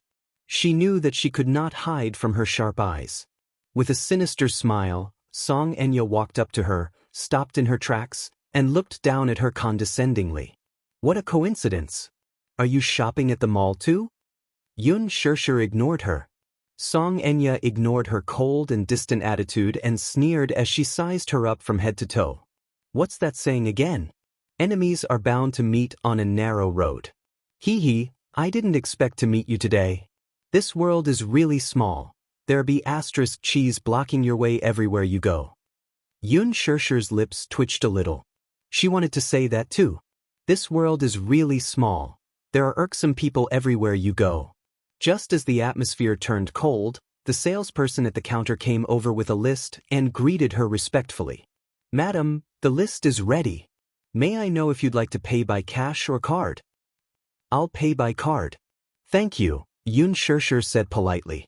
With that, she stood up and, as if Xianxia was invisible, walked around her to the counter and took out a card from her wallet. Just as the salesperson came over with the card machine, Xianxia sneered again. You're buying a suit? Are you buying it to please Brother Mu? Xianxia continued to ignore her. Xianxia, however, did not seem to know what was good for her. It was as if she was trying her best to provoke her. What? Do you think you can win Brother Mu's favor by buying a suit? Is this one of your tricks? You're so old-fashioned. If it were me, I wouldn't know this trick. Brother Mu doesn't like it. Xianxia passed the card to the salesperson as if there was no one else around. The salesperson, however, was stunned by their exchange. Somehow, she felt that these two seemed to know each other and had a deep hatred for each other. Seeing that the salesperson was stunned, Xianxia kindly reminded her, Hello, please pay by card. As he spoke, he waved the card in his hand in front of her. Xianxia was infuriated to see Xianxia ignoring her from the start to the end. However, she did not flare up on the spot for the sake of the situation. She took a deep breath and steadied herself. Then, she said in a strange tone, This card belongs to Brother Mu, right? A certain someone was really shameless. She kept insisting that she was not a mistress. She was using Brother Mu's card and spending Brother Mu's money. She was clearly a mistress. How can you be so shameless? Her voice wasn't loud, but it wasn't soft either. It was loud enough for everyone present to hear clearly. There were other customers at the counter, as well as the clerk, and everyone heard her taunts clearly enough. Xianxia was humiliated mercilessly in front of everyone. In the end, she was infuriated. The salesperson looked down and decided to ignore the farce. After swiping the money, she handed the card back to her. Xianxia kept the card, picked up the suit, and turned to leave. Seeing that the other was ignoring her and was about to leave, Xianxia rushed forward relentlessly. However, Xianxia stopped abruptly in her tracks. Coincidentally, Xianxia had rushed forward. Hence, she retreated slightly without mercy and stepped on the tip of the other's foot with her high heels. Ah! Xianxia cried out in pain. With a pained expression, she grabbed Xianxia's wrist. Xianxia, on the other hand, flung her hand away expressionlessly. She turned around coldly and fearlessly met her gaze. Chapter 17:11. Xianxia, have you had enough? Xianxia looked at her coldly. Her arrogant eyes made her seem as though she was looking at a lowly animal. Please don't bite me like a rabid dog and refuse to let go. You'll only make me feel very troubled. Both of them were wearing high heels, but Xianxia was half a head taller than Xianxia, so she could look down on her. Xianxia raised her head to look at Xianxia, who had suddenly flared up and froze in shock. Then, as though she had heard a joke, she pointed at herself. Her exquisitely made-up face contorted. Mad dog! Xianxia was completely enraged as she asked hysterically, Who are you calling a mad dog? You heard me clearly. Who am I talking about? Xianxia, your brain is damaged, but don't tell me your ears are damaged as well. Compared to Xianxia's unreasonable tantrum, Xianxia's rational and calm appearance set off the latter's uncultured upbringing. The crowd could not help but gather around curiously. When the staff at the counter saw this, she hurriedly stepped forward and politely declined the nosy onlookers by ushering them to the side. The staff liked Xianxia very much. Even though they had not interacted much since just now, Xianxia's politeness and elegance were genuine. Compared to the arrogant Xianxia was more like a gentle and virtuous daughter of a wealthy family. She was also very respectful toward her, so the staff acknowledged her from the bottom of her heart. It was just that she seemed to have heard this woman being called an underground lover. Was that really the case? She did not think so, though. From Xianxia, she could see that she was a role model and was not as tasteless as Xianxia made her out to be. Xianxia was so angry that her face turned red. Her face was contorted, and she actually looked a little hateful.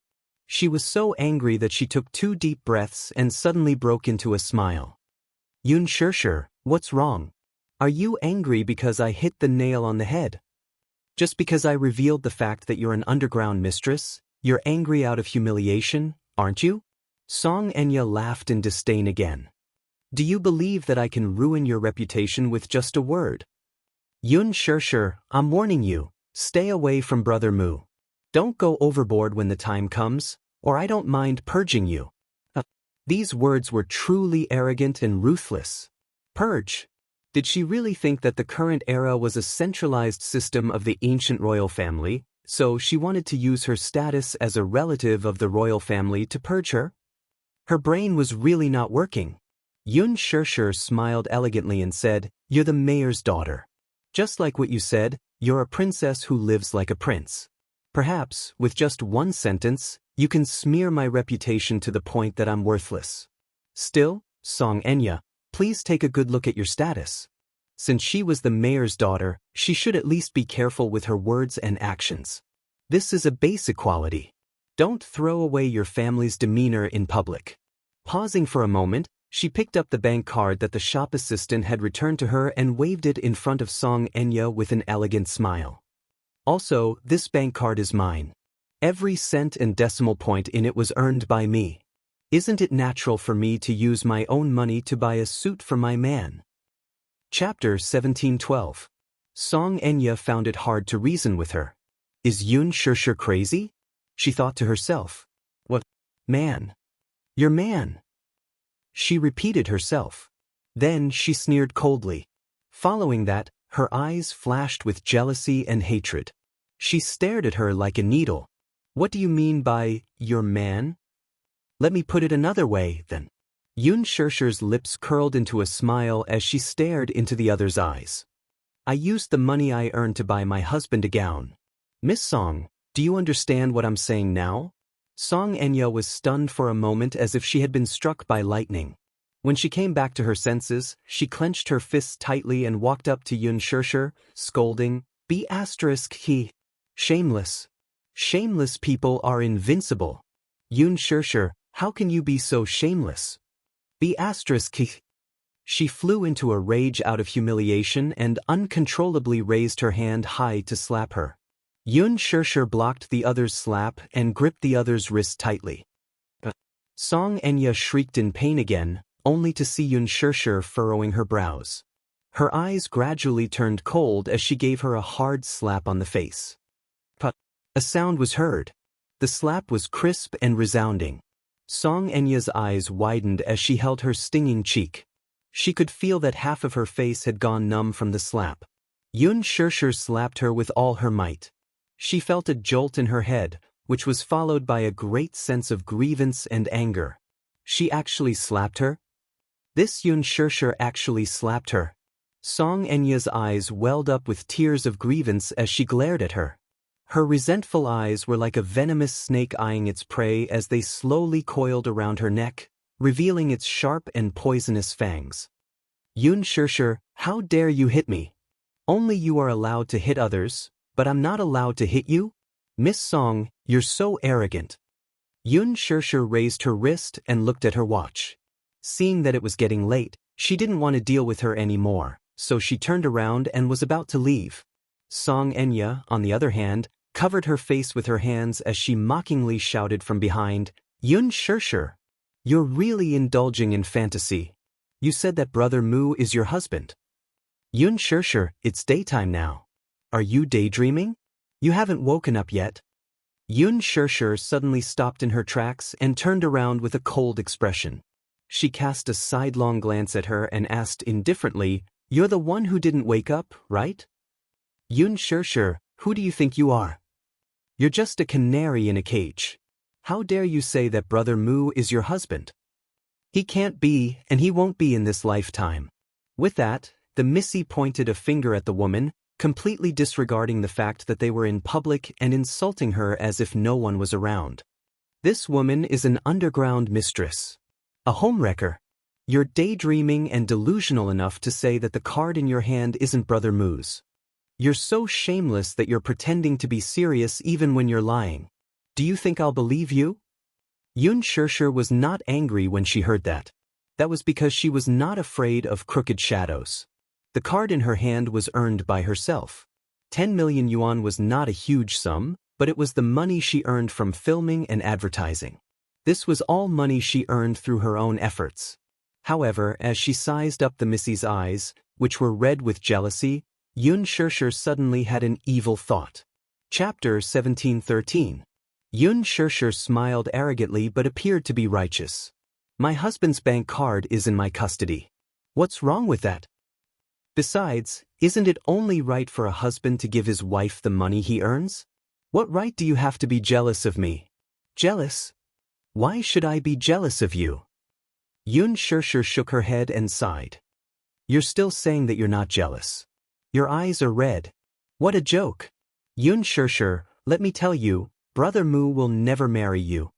Yun Shirshir suddenly interrupted her. Song Enya, we've registered our marriage. Song Enya was stunned when she heard this. Registered our marriage? Yes. You're lying. Why you're lying? Yun Shirshir was not angry. Instead, her lips curled into an elegant smile. What's there to lie about? Song Enya, aren't you very capable? You have plenty of ways to verify whether I'm lying or not, right? With that, she picked up the shopping bag and left without looking back. Song Enya was so shocked that she could not regain her senses. For a moment, she even forgot to chase after her to clarify things. Yun Shirshir's earlier words sounded very serious and did not seem to be a lie. For a moment, she felt guilty instead. She was in disbelief. Impossible? How could Brother Mu marry this woman? Was he serious? When Song Enya thought that Yun Shirshir might be telling the truth and that she and Brother Mu had really registered their marriage, she was so anxious that tears fell from her eyes. Just as Yun Shirshir had said, if Song Enya wanted to verify this matter, she had plenty of ways to do so. When Song Yunshi received Song Enya's anxious call, he rushed home and saw Song Enya curled up in a corner of the sofa with red eyes from crying. Seeing Song Yunshi return, Song Enya threw herself into her husband's arms, feeling aggrieved and agitated. Tears flowed down her cheeks uncontrollably. For a moment, Song Yunshi was at a loss for what to do. He did not know who it was that made his beloved sister suffer such grievances. He hurriedly asked what had happened and who had bullied her. Sobbing, Song Enya recounted the whole story to him. When Song Yunshi heard this, she was both angry and exasperated. Enya, it's not that I want to criticize you, but you're clearly asking for humiliation. Didn't I tell you that it's impossible between you and Uncle Mu? So, you should give up. Brother! No, don't be so heartless. She pleaded helplessly. Please, can you help me with something? What is it? That B*TCH said that she and Brother Mu have already registered their marriage. Help me check if this is true. Please, please. No! Song Yunshi shook his head and rejected her decisively. If Uncle Mu finds out about this, I'll be in a difficult position. No, he won't. Brother is so powerful, I won't let him know. As Song Enya spoke, she pleaded again and again, please, help me. I swear, brother. I swear, if Brother Mu really marries this woman, I'll completely give up on him. These words moved Song Yunshi. He glanced at her doubtfully. Really? Yes, really. Song Enya solemnly promised.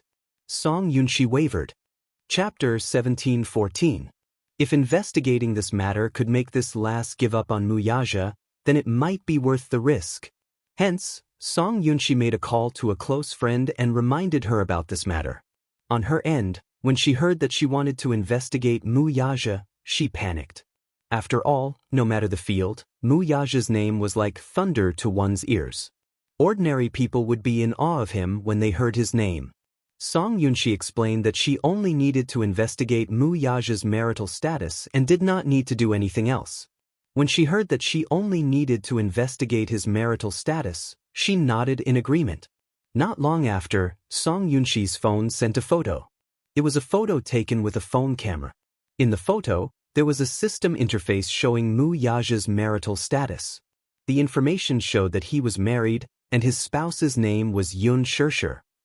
When Song Yunxi saw this, she heaved a sigh of relief and handed the phone to Song Enya. Song Enya took the phone and was stunned for a few seconds. Suddenly, as if half of her energy had left her, she fell onto the sofa in a daze with an expressionless face. Song Yunxi said, "Now, you can give up. Uncle Mu is really married." Before she could finish speaking, Song Yunxi saw from the corner of her eye that Song Enya had suddenly pursed her lips tightly. Tears welled up in her eyes as she broke down and cried. "I don't believe it. I really don't believe it." Sob, sob, sob. "Impossible. How is this possible? Brother Mu. How can Brother Mu be married? It's a lie. It's all a lie." Sob, sob, sob. Song Enya seemed to have collapsed as she cried helplessly. It was as if the world was collapsing and doomsday was coming. This picture had completely destroyed all of her psychological defenses. She felt as if she had been slapped several times on the face. Xianxia was indeed not lying. They were really married. However, she couldn't figure it out. How could Brother Mu be sincere to her? He was such a cold-hearted person. If she couldn't get it, why should Xianxia get it? Xianxia's words echoed in her ears. Isn't it natural for a husband to give his wife the money he earns? What right do you have to be jealous of me? That's right. What position did she have? What right did she have to be jealous of Xianxia? After all, she was already Brother Mu's legal wife. Song Yunxi could not bear to see Song Enya cry sadly. She walked over and hugged her. "Enya, I know you're very sad. However, this is reality. You should learn to accept it." "How can I accept that?" Feeling aggrieved, Song Enya retorted, "Brother Mu is married to her. How am I supposed to accept this?" "You should give up completely. This is what you promised your brother. Enya, you can't go back on your words." Song Yunxi said. Song Enya bit her lip. Her eyes were filled with despair for a moment, but her tears did not stop falling. She secretly clenched her fists. There was only one voice that kept echoing in her heart. "No one can have what I can't have." "Xianxia, are you very smug? Do you think that you have the whole world just because you have Brother Mu? Ha! If I can't have his heart, then no one can have him. It's the same no matter who it is." Chapter 17:15. A luxurious Bentley was parked at the school gate. The school bell rang loudly. Just as Yun Tianyu stepped out of the school gate, his phone rang. Seeing that it was Gong Jie's number, he picked it up and squinted his eyes. "Uncle, what's the matter?" "I'm waiting for you at the school gate." He looked around and finally spotted an extremely luxurious Bentley by the roadside. He walked over, and the chauffeur immediately alighted and respectfully opened the door to the back seat for him. The little lad was about to get into the car when he saw the child safety seat installed at the back seat. The corner of his eyes twitched violently.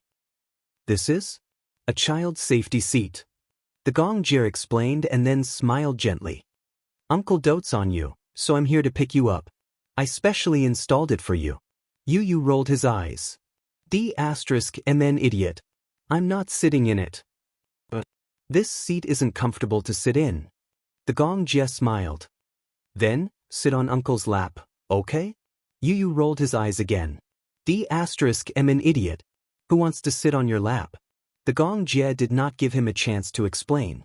He stretched out his arms and pulled him onto his lap to protect him. He then ordered, "Start the car." The car slowly started moving. On the way, Yu looked warily at the passing scenery outside the car window and asked suspiciously, "Where are you going to abduct me?" "Abduct?" The Gong Jie seemed to have heard a funny word. His thin lips curled into a helpless smile. My good nephew, where can I abduct you to? Mommy said that I must know how to protect myself. Other than Mommy and Daddy, everyone else can abduct me. After a pause, Yu looked at the Gong Jie warily. Even if it's my dear uncle, you must still be careful. Gong Jie. He felt that he was being despised. He looked down at little Munchkin and pretended to be serious. Sometimes, it's not a good thing to be so alert. Besides, who would be so stupid as to kidnap a terrorist leader? Dear uncle, please mind your words. Yu defended himself seriously. That's a description of you.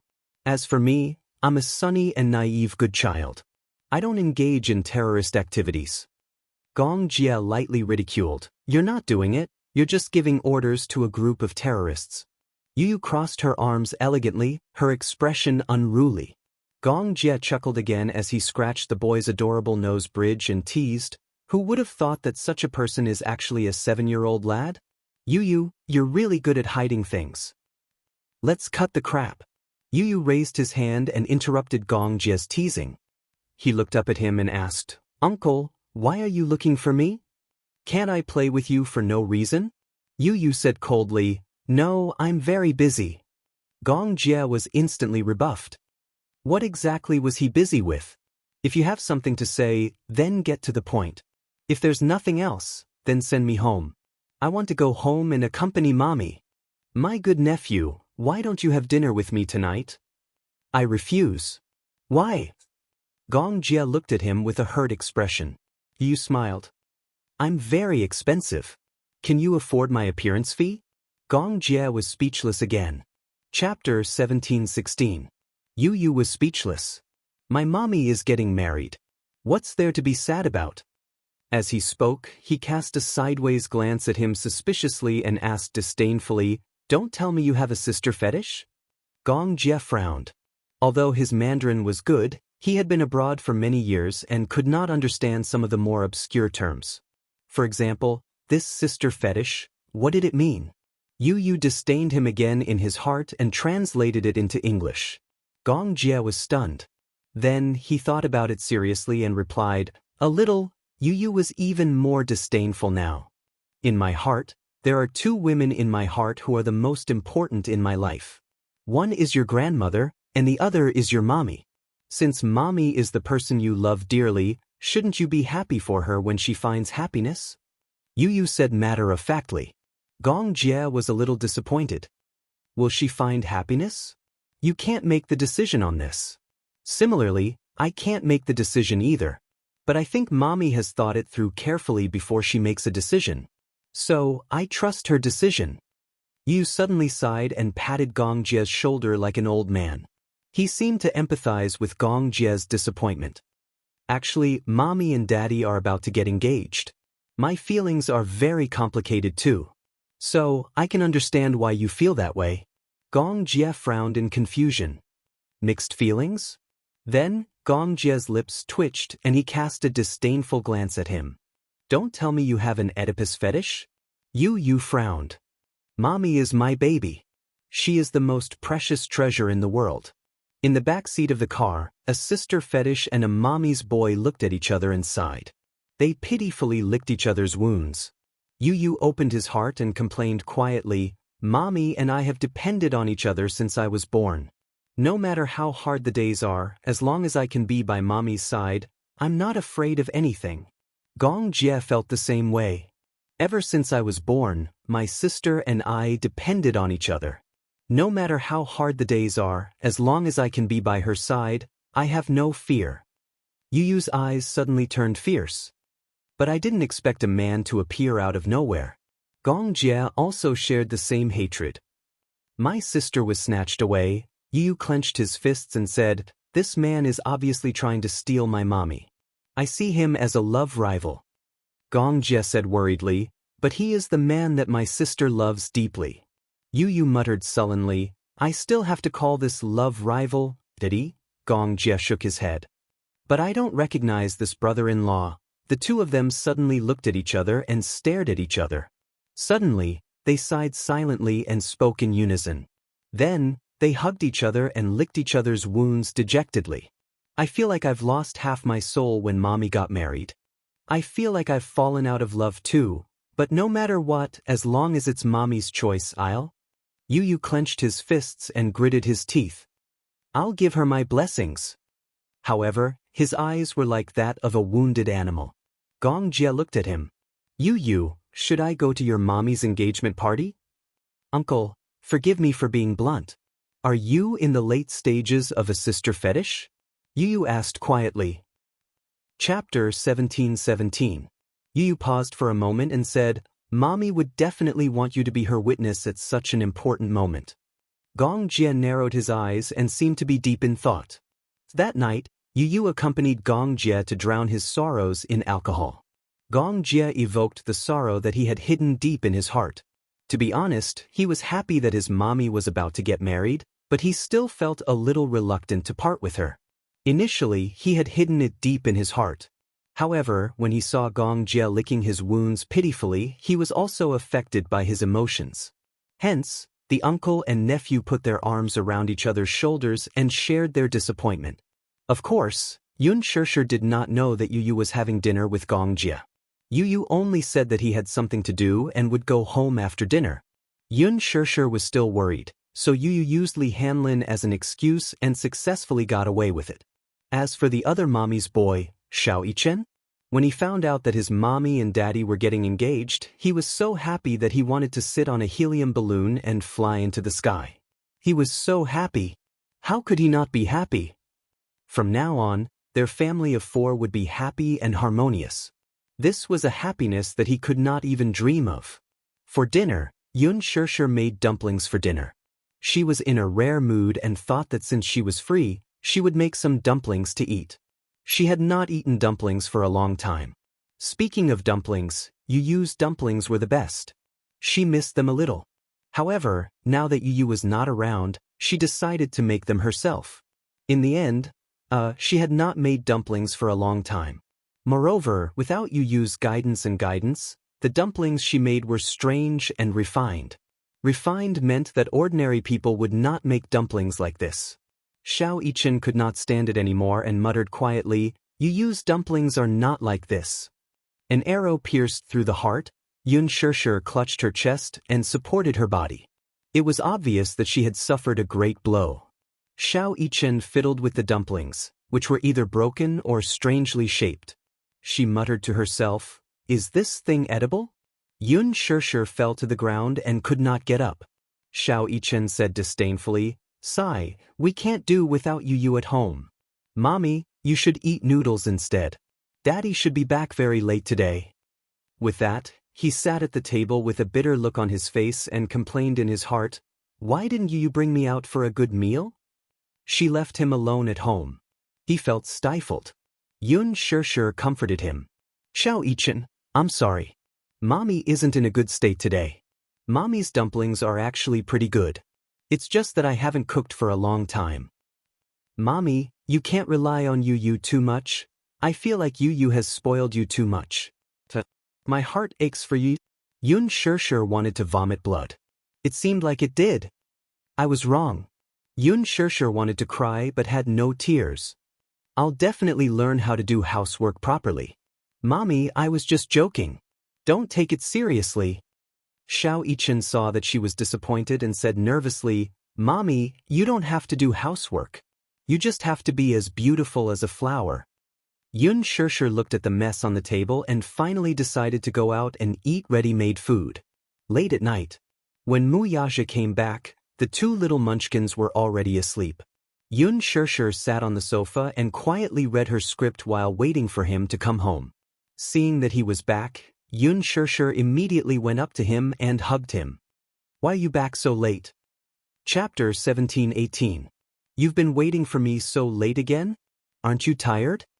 Wuxia lowered his head and stroked her silky hair gently.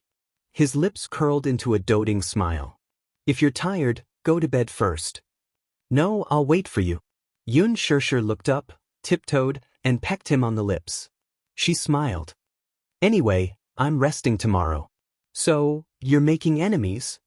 Wuxia raised his eyebrows slightly, but his tone was indescribably doting. Yun Shirshir smiled and suddenly thought of something. She asked, "Have you had dinner?" Mu Yaja took off his coat and hung it at the entrance. He said indifferently, "I had a meeting until very late today, so I didn't have time for dinner." "Then I'll make noodles for you," Yun Shirshir said considerately. After saying that, she ran to the kitchen. Mu Yaja stopped her. Huh? Yun Shirshir turned around and looked at him in confusion. "What's wrong? Aren't you hungry?" "I'm tired of noodles," Mu Yaja said helplessly. Yun Shirshir was deeply hurt. She seemed to be very passionate about making noodles. It was simple, fast, and ready.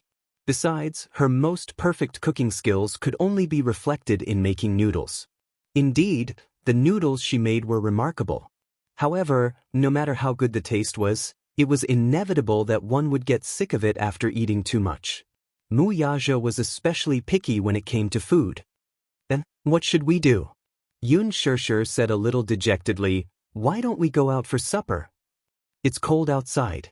Be good and stay at home." After Mu Yaja said that, he suddenly stood up. He lowered his head, unbuttoned his sleeves and elegantly rolled them up to his arms. Yun Shirshir was confused by his actions. "What are you doing?" a certain man said concisely, "solving the problem of food and clothing." "So, you're going to cook yourself?" Yun Shirshir was a little skeptical. "Are you sure your cooking skills are okay?" Mu Yaja smiled and walked into the kitchen. He took some ingredients from the fridge and then took out a knife and chopping board. Yun Shirshir followed into the kitchen with a look of suspicion. She still felt like she was in a fantasy. It wasn't that she had never seen a man cook. However, in her impression, Mu Yaja seemed to have no connection with the word cooking. Could it be that he knew how to cook? Why hadn't she seen him show it before? "You used to cook a lot?" "No, occasionally." Mu Yaja cut the onions into rings and washed the ingredients. In the past, he might not be willing to cook by himself, but today, he was in a good mood. After a night of meetings, the board of directors finally passed a case with a unanimous vote. This proposal that had been in a deadlock for several days finally came to fruition, so even if he returned late, he was obviously in a good mood. Since he was in a good mood, it was rare for him to want to cook himself. Yun Shirshir stood at the side and watched curiously. Although she was still skeptical of this man's cooking skills, she had to admit that his cutting skills were very professional. Could it be that he had practiced before? Or was he just deliberately mystifying things? Yun Shirshir stood at the side and watched silently. Why did she feel that a well-dressed man in a clean, snow-white shirt and slim-fit trousers standing in the kitchen with a knife in his hand looked out of place no matter how she looked at him? She muttered, "Do you really know how to cook?" Mu Yaja said, "A little." Chapter 1719. When he was studying abroad, he had a meal class. During the class, he would be taught some simple Western dishes. He had only learned how to make cheese-baked rice. Of course, as a rich young master of the Mu family, he rarely cooked for himself. The only time he cooked was when he was in a good mood and wanted to show off his skills in front of Xianxia. In the end, he made a mistake and the oven exploded. The reason was, he had accidentally dropped his phone in the oven and the consequences were obvious. Therefore, Xianxia had a deep impression of that incident. Initially, he was looking forward to his daddy showing off his culinary skills and tasting delicious food. In the end, he heard a loud bang. The kitchen had exploded. Xianxia was shocked when he thought that the villa had been attacked by terrorists, just like the news he had seen on TV. In the end, he realized that Mu Yaja had blown up the kitchen. Therefore, Xianxia hated Mu Yaja's culinary skills for the rest of his life. He felt that he had been wronged. The explosion in the kitchen was an accident. It was caused by a small oversight on his part. Since then, he had never entered the kitchen again. He was treated as a terrorist and was stopped outside the kitchen. Today, he was in a good mood and decided to try the cheese-baked rice again. There were ready-made ingredients at home. Although he was very unfamiliar with his culinary skills, he was very meticulous in his cutting. Every step was done according to the process in his memory. He was meticulous and patient. Yun Shirshir watched quietly from the side. From time to time, She would raise her head to look at his serious and charming side profile. She was very moved.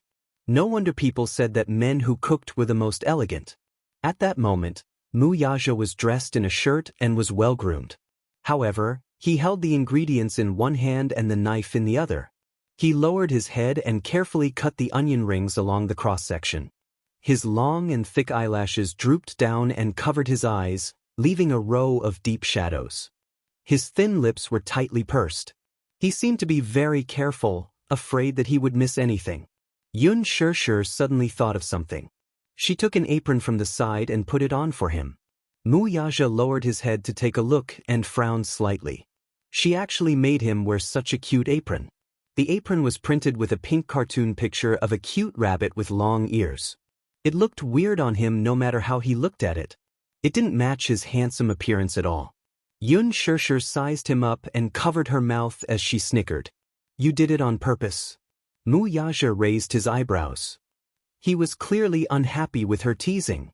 However, this displeasure disappeared in the blink of an eye along with the doting smile in his eyes. "It's fun. You look really cute in this dress." Wuxia didn't know whether to laugh or cry. In all his life, no one had ever used the word cute to describe him. "Don't mess around." Xianxia pouted and replied with an "oh." Sure enough, she obediently sat at the side and did not say anything more. Still, she could not help but snicker when she sneaked a peek at the apron he was wearing. Wuxia couldn't do anything about it and let her go. However, he didn't take off the apron on him. He put the rice into the oven and set the mode. Next, he had to wait for a while. Xianxia suddenly hugged him from behind. Chapter 17:20. I feel like I'm in a dream. Xianxia sighed. Wuxia turned around and cupped her rosy cheeks. He asked playfully, "Why do you say that? Do you know how mesmerizing you are when you're cooking?" She buried her little face in his chest, raised her eyes, and blinked at him. On her delicate face, there was a sweet smile. The generous praise fell into his ears, and he naturally enjoyed it to the extreme. Mesmerizing? Wuxia's lips curled into a smile. Xianxia suddenly thought of something and took his hand to the bedroom. On the bed was the suit she had personally picked out for him at the department store. She held the handbag in front of him and instructed, "Try it on. I bought it for you. See how it looks on you?" She paused for a moment and said proudly, "I just got paid. Half of it was spent on this suit." Wuxia knew very well that the salary she was talking about was the remuneration from the movie and the endorsement fees from the advertisements. He couldn't help but laugh. This silly woman. Armani's custom-made suits were usually very expensive. Most of his suits were custom-made and were more particular than the suits in the department store. Usually, the suits in the department store wouldn't catch his eye. However, since she had personally picked it out, it was a different story. As long as she picked it out, he would like it. The suit was a complete set with a shirt, trousers, and tie. Wuxia changed into it. Surprisingly, her taste was quite accurate. The suit fit well and was neither too big nor too small. He bent down and elegantly tidied up his sleeves. Xianxia immediately went up to him and carefully tidied him up. From the tie to the sleeves to the diamond brooch on his chest, she was very careful and very serious. "It's done." Xianxia looked up and took a few steps back. She looked at him with her hands behind her back. The more she looked, the more she liked him. She couldn't help but praise herself. "My taste is really good. You look really good in this." Wuxia raised his eyebrows and walked up to the mirror. He looked at himself in satisfaction. Speaking of which, this suit was probably the first piece of clothing she had ever bought for him. When he wore it, it fit him perfectly and made him look extremely elegant. She was very meticulous when it came to choosing clothes. From the fabric, to the style, to the details, she paid a lot of attention to everything. Even someone as picky as Wuxia was very satisfied with this suit. However, in reality, he was a standard clothes hanger.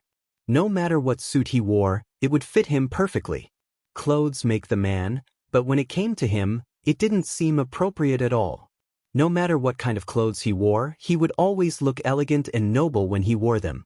Xianxia looked at it. The more she looked, the more she liked it. She smiled and asked, "How is it? What do you think of my taste?" "Not bad." Mu Yaja commented sincerely. "When we get engaged, you'll wear this, okay?" Xianxia asked tentatively, but her heart was beating like a drum. She didn't know if Mu Yaja would agree to it or not.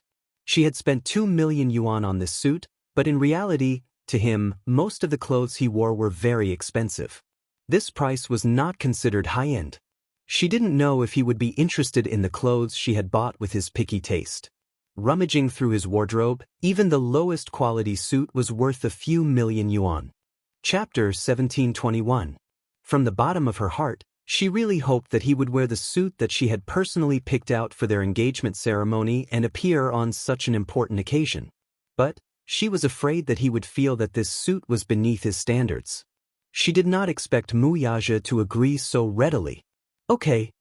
He agreed so quickly that she found it hard to believe. "You agreed so quickly?" Xianxia was a little overwhelmed by the favor and looked a little surprised. "Why?" Mu Yaja adjusted his tie in front of the mirror and smiled deeply. "Wearing the suit that Madame personally picked out for the engagement ceremony is more meaningful, isn't it? Do you like it?" Xianxia wanted to test his feelings. After all, she hoped that he would sincerely like her taste. "I like it." "Really?" "I like it very much." Xianxia's eyes lit up instantly. She looked him up and down and was as happy as a little bird. He nodded and said that he liked it. To her, it was the greatest affirmation. "As long as you like it. What's important is that it suits your feelings. I'm very satisfied." She held his shoulders again, not allowing him to object. Looking left and right, she was satisfied no matter how she looked at him. "So good-looking. My hubby is really a clothes hanger. No matter what clothes he wears, he looks good." Mu Yaja had the standard golden body ratio, which made her extremely jealous. Suddenly, the two of them smelled a burnt smell from the kitchen. Xianxia's heart skipped a beat and she was shocked. "Oh no. Oh no." Mu Yaja's expression changed as well. Xianxia anxiously rushed to the kitchen, opened the oven, put on a pair of gloves, and took out the cheese rice. The burnt smell became more obvious and pungent. She frowned, only to see that the cheese rice was burnt. Clearly, the baking had failed. She was instantly annoyed. Mu Yaja walked into the kitchen and also smelled the burnt smell. He frowned suddenly. "It's burnt?" Xianxia held her forehead in frustration and nodded. Mu Yaja glanced at it. The baking time had exceeded and the rice was already burnt. The two of them looked at each other. A question suddenly popped up in Xianxia's mind. Who did you inherit her cooking genes from? A good cheesy rice was actually burnt by them. It looked like the two of them did not have the talent to cook. You must have gone through a genetic mutation. What should we do?" Mu Yaja asked. Xianxia was confused. Why was she blaming her? It was obvious that he wasn't attentive and forgot the time. "If you weren't in such a hurry to get me to try on the suit, things wouldn't have turned out this way." When he said that, Xianxia realized her sin. She immediately lowered her head guiltily, like a child who had made a mistake. She stood there helplessly, obviously feeling very guilty. "But I didn't do it on purpose." She was so focused on the suit, admiring it with satisfaction that she forgot that there was still something roasting in the oven in the kitchen. Mu Yaja couldn't help but blame her. "Little rascal, it's all your fault. Tell me, you ruined my supper. How are you going to make it up to me?" Xianxia felt even more guilty. She couldn't help feeling guilty when she thought about how he had been in meetings for so long and how his supper was ruined because of her. Chapter 1722. Mu Yaja chuckled inwardly at her guilty expression. He inched closer to her, grabbed her chin and whispered, "What should I do? Have you thought of how to make it up to me?" His warm breath brushed against her cheeks without any restraint, and her little face was so hot that it was as if blood was about to drip from it. There seemed to be an indescribable aura of a tiger eyeing its prey from his body. He was like a lion that had locked onto its prey, forcing her into a corner and controlling this narrow space, causing her to feel even more inexplicably flustered. Xianxia carefully looked up and sized up his expression. She pursed her lips but didn't dare to look into his eyes. How do you want me to make it up to you? Tell me. He was determined to let her do as she saw fit. Xianxia thought for a moment and gave him a fawning smile. How about I make noodles for you to eat? There were still some ingredients in the kitchen, so making a bowl of noodles should be a piece of cake. Wuxia, on the other hand, had obviously gotten the wrong idea. Sizing her up with a meaningful look, he happily smiled. But Xianxia suddenly saw a flash of meaning in his eyes and knew that this evil man must have thought in the wrong direction. It's not what you think. She hurriedly explained. I mean, I'll cook noodles for you. Hey, you're not allowed to think in the wrong direction. Wuxia didn't allow her to explain. He pushed her and smiled playfully. You're the one who deliberately led me to think in that direction. Shameless. Wuxia's domineering style was vividly displayed at this moment. You must love how shameless I am. Xianxia was so angry that her cheeks were pink. She stomped her feet and pushed him. Stop fooling around. I'll go cook noodles for you. With that, she pushed him away and walked towards the fridge. Wuxia tugged her arm and pulled her into his embrace. In the moment she struggled, he bent down and kissed her delicate lips. I don't want to eat noodles. I want to eat you. He pressed his lips against hers and breathed out a sentence. What followed was an endless kiss. Soft and charming, he was extremely infatuated with her sweet scent. He kissed her deeply and couldn't bear to let go of her for a long time. The interaction between their lips and teeth outlined the primitive impulse hidden deep in their hearts. Xianxia tried her best to suppress the rising desire in her heart. After struggling for a while, under his continuous attacks, she hurriedly retracted her drifting thoughts. Don't, okay. He easily interrupted her and corrected her. Xianxia, on the other hand, did not know whether to laugh or cry. Stop fooling around. You didn't eat dinner? It's not important, interrupted the man, not allowing her to object. What if the stomach disease acts up again? It's not important. Wuxia, if your stomach acts up, it'll be very uncomfortable. It's not important. Wuxia held her face intimately and kissed her lips again and again. He looked at her affectionately. The most important thing now is you. With that, he carried her bridal style into the bedroom and closed the door. A minute later, Yu tiptoed out of the room and glanced disdainfully at the master bedroom, muttering inwardly, dirty, dirty, dirty, dirty, dirty. Shame on you. Daddy is getting dirtier. He couldn't listen to it anymore. Chapter 1723. He woke up in the middle of the night and wanted to go to the bathroom. Just as he opened the door, he saw the two entwined figures in the kitchen, so he tactfully closed the door. It was only when Wuxia carried Xianxia into the bedroom that he came out and went to the kitchen. Looking at the mess in the kitchen, he sighed and quietly cleaned it up. Seriously. She was already a grown-up, yet she was still so troublesome. She made a mess in the kitchen and he had to clean up the mess. He really could not do anything about them. Despite his disdain, Yu still cleaned up the kitchen. In the end, he resisted the urge to eavesdrop. He came out of the bathroom, went to the bedroom, and went to bed. However, on this night, a certain woman was tormented miserably. A certain energetic man was not willing to stop until the wee hours of the morning. She was so tormented that her toes were trembling when she got out of bed. In the end, she was still shamefully dependent on him. He carried her to the bathroom and cleaned her up. She still had to film a scene tomorrow, so she begged him not to leave too many marks on her body. Although the man restrained himself a little, he still left some ambiguous kiss marks on her body. Xianxia was extremely vexed. She only felt that tomorrow, she would have to sneak into the room with the props and costumes, just like before. Ever since that day when Wuxia brought Yu back to the Mu family and officially announced his identity, the Mu family was in an uproar. There was a lot of discussion about Wuxia's actions, especially after he announced that Yun Tianyu would be the future successor of the Mu group and that he would focus on grooming him. This caused a lot of panic and uproar among the Mus. The bloodshed hidden in the dark was already ready to make a move. Wuxia was very strict about protecting Yu. Even after announcing his identity, He tried his best to prevent him from being exposed in front of the media. Hence, he did not hold a press conference to protect him. Still, this matter quickly spread to the Song family. Xianxia was even more incredulous when she learned about it. What? Brother Mu actually wants to make that illegitimate child the heir. Then, wouldn't that allow Yun Shishir's scheme to succeed? In Xianxia's eyes, Yun Shishir was an extremely scheming woman.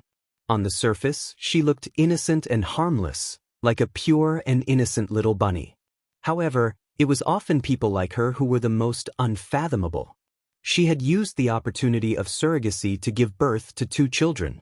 She had secretly kept one of the children by her side and nurtured it. Now that the child had been recognized by the Mu family and had been made the heir, it was only a matter of time before she was recognized by the Mu family. Wasn't this exactly what Yun Shishir wanted? Wasn't all of her painstaking planning for this day? Just like the royal family in ancient times, if her son was made the heir, then wouldn't she be able to fly up the tree and become a phoenix? Oh my God! What a flawless plan! This Yun Shishir's methods were really impressive. Half of her ambition had already been realized. She and Brother Mu had registered their marriage, and she was only a step away from entering the Mu family. Xianxia was even more anxious and could no longer hold herself back. Chapter 1724. Min Yu, on the other hand, stood at the side in trepidation. Xianxia had barged into the CEO's office without any explanation. Due to her status, he could not be too harsh on her, but he did not expect that she would refuse to leave after staying in the office for so long. Xianxia, who was sitting on the sofa in a daze, stood up excitedly the moment she saw Mu Yaja return and called out, "Brother Mu!" Perhaps due to her hesitation and agitation, she broke her voice the moment she opened her mouth, which was rather strange. Her lack of restraint caused Min Yu to silently criticize her. She's the mayor's daughter, after all. How can she barge into the CEO's office with such fanfare and refuse to leave? She's too immoral. What would it look like if word got out? The main thing was that she had implicated the CEO and would inevitably be criticized. When Mu Yaja saw her, he frowned and walked straight to his desk. After putting down the documents, he sat down and asked coldly, "Why are you looking for me?" "I called you. Why didn't you pick up?" "I was in a meeting." "Have you been in a meeting all day?" she asked with some dissatisfaction. Her tone was like that of a wife who was questioning her husband for not picking up her calls. It would be normal for her to ask such a question to Yun Shishir, but it was inappropriate for her to ask such a question given her status. Xianxia, however, did not notice it at all. Mu Yaja looked up at her with some dissatisfaction but did not say anything in the end. "Are you that busy?" It's the end of the year, and the cases are piling up. It was rare for him to give such an explanation, but the implication was that he was very busy now and should not be disturbed. Alas, the Missy's EQ was notoriously low. Of course, she did not pick up on the warning in his words and continued to stay. "Even if you're busy, you should take care of your health. I heard from your executive assistant that you haven't eaten lunch again today. Are you hungry now, Brother Mu?" As she spoke, she walked to his desk and sat down on the chair beside him like a virtuous wife visiting her husband at work.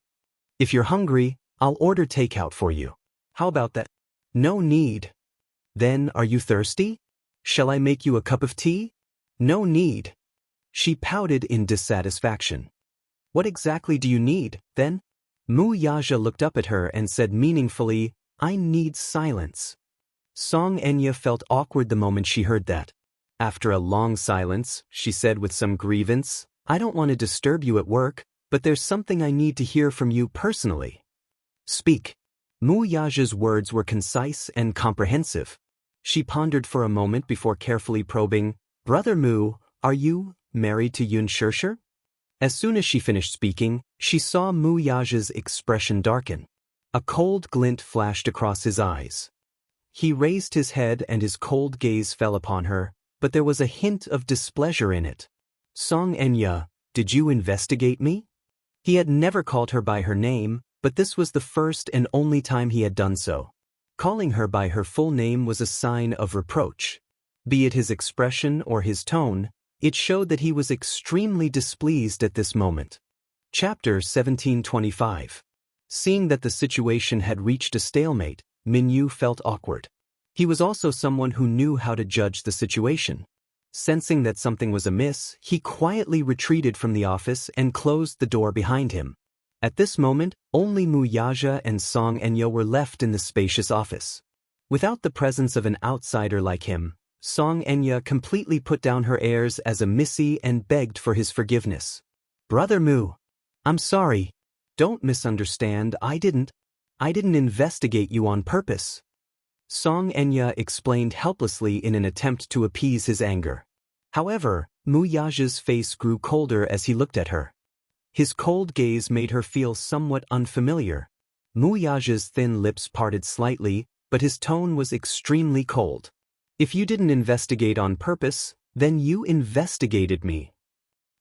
Xianxia found it hard to defend herself. She bit her lower lip, feeling conflicted. Wuxia coldly said, "Xianxia, I'm warning you, whether I'm married or not, and who I marry, is none of your business. If you have the energy, spend it on other things."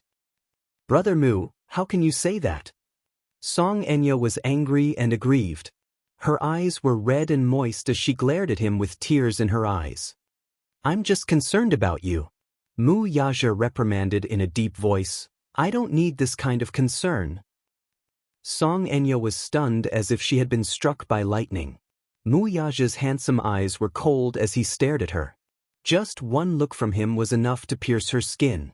His thin lips moved slightly, but his voice was as cold as winter snow. It could freeze one's blood in an instant. "Have I been too doting on you all this time? Is that why you're so arrogant that you don't care about propriety when you do things?" "I might be confused because of my concern, but Brother Mu, what bad intentions can I have toward you? You didn't even tell me that you're married. You didn't even give me a chance to give you my blessings. Will you give me your blessings if I tell you?" Wuxia did not believe her words. Those were just excuses. How could he not know what she was thinking about him? Ever since that incident, he had distanced himself from her. Whether it was her calls or texts, he ignored them and pretended not to see them. Xianxia had come to the Mu group several times to look for him, but she had either failed to find him or was sent away by his assistant. He deliberately distanced himself from her because, first, even though he had always doted on Xianxia and treated her as his biological sister, no matter how close their relationship was, he would not let anyone who hurt Xianxia get off lightly. Secondly, Xianxia did not like Xianxia. Even if she did not say it, she did not mind. However, in consideration of his feelings, Wuxia was much colder to her.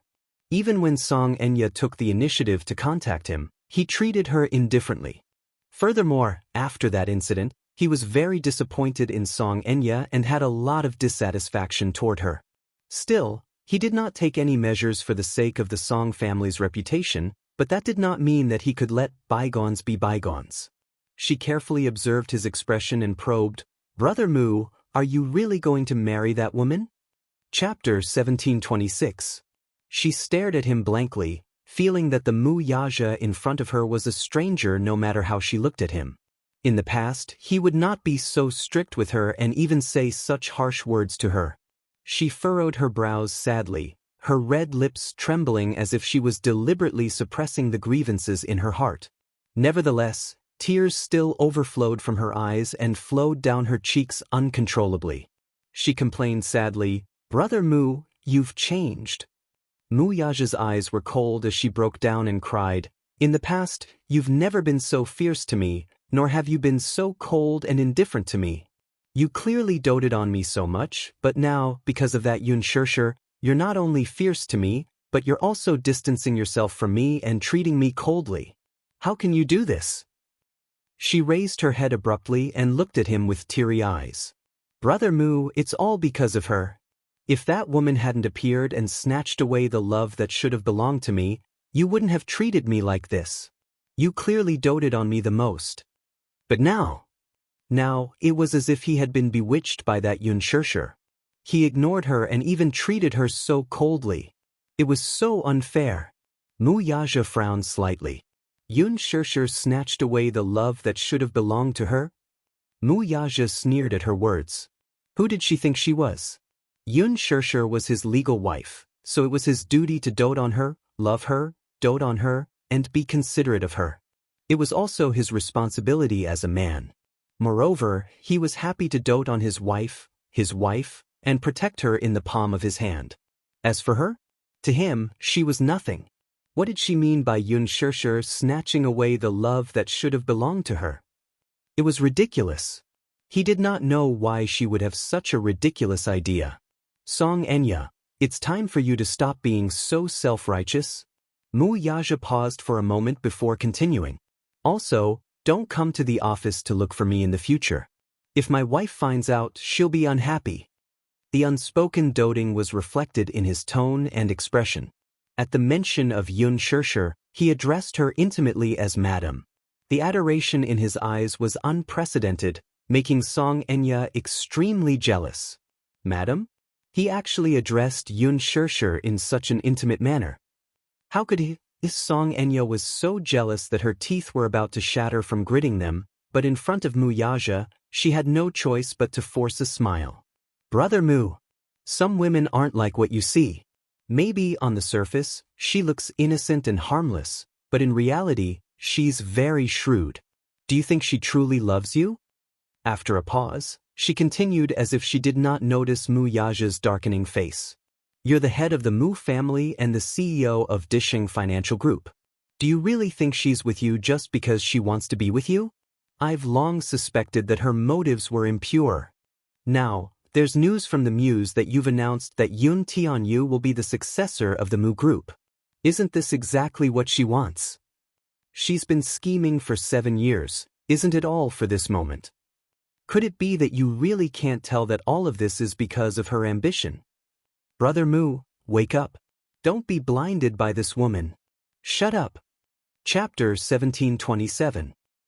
Brother Mu, how dare you ask me to get lost?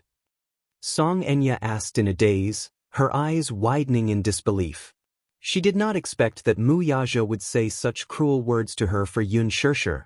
Shut up and get lost. He actually asked her to get lost. Why? She was reminding him out of goodwill. After all, in a circle like the entertainment industry, materialistic and extravagant, women from the entertainment industry were more or less shrewd. What about him? He did not listen to her advice and instead asked her to get lost. Xianxia was aggrieved and heartbroken. Even though she bit her lower lip hard, bean-sized tears still flowed uncontrollably from her eyes. Wuxia, on the other hand, was disgusted by her pitiful appearance. In the past, he might have felt some pity for her, but now he felt extremely disgusted by her. Get lost, I don't want to see you. Brother Mu. Xianxia was aggrieved and embarrassed. She stared at him with tears in her eyes, her face full of uneasiness. Only women understand women the best. The Xianxia you see, the innocent and beautiful woman you see, is just an illusion. She's an actress, and her acting skills are so good. Everything she shows in front of you is just an act. How can there be such a naive woman? She's just putting on an act. She's obviously using someone else's womb to give birth and hiding the child by her side in a dignified manner. She's scheming so that she can rely on her child's status in the future. Crash. Wuxia finally lost his patience. He grabbed the teacup beside him, raised his wrist, and splashed the tea in the cup on Xianxia's face. Minyu had brewed and cooled the tea for him before he had a meeting. The tea was still warm. It splashed all over her exquisitely made-up face. The steeped tea leaves stained her face, eyelashes, and lips, making her look extremely pathetic. Xianxia was stunned for a moment. The moment she was splashed with tea, her mind went blank and stopped working. However, when she came back to her senses, a huge sense of grievance washed over her, as if it was the end of the world. Great grief welled up in her heart. The corners of her lips twitched a few times, and her chest heaved up and down with sorrow. Tears gushed out uncontrollably. She was hurt by the person she loved the most and was even mercilessly humiliated. How exactly did she feel? At that moment, Xianxia even had the urge to die. In her heart, Mu Yaja was a godlike existence, whom she had always respected and admired, but reality gave her a hard slap. Brother Mu! How dare he humiliate her like this?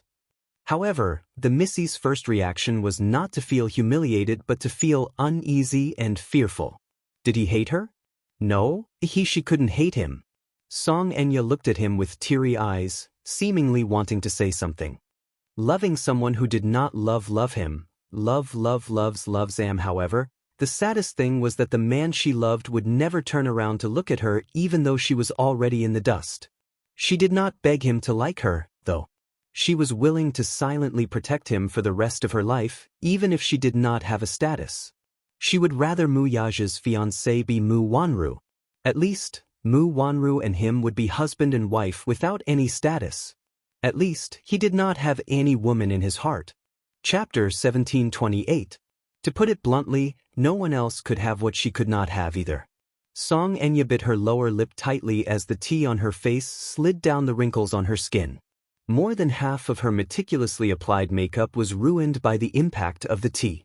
She lowered her head, her face ashen and filled with despair and grievance. She did not want him to see her in such a sorry state, so she said with a dead heart, "Brother Mu, it seems that I've disturbed you. I'll leave first. But I'll look for you next time." With that, she stood up, pushed the chair away, and turned to retreat toward the door. Mu Yaja, however, said coldly behind her, "My wife doesn't like you, so don't come looking for me in the future." Song Enya's heart trembled when she heard that.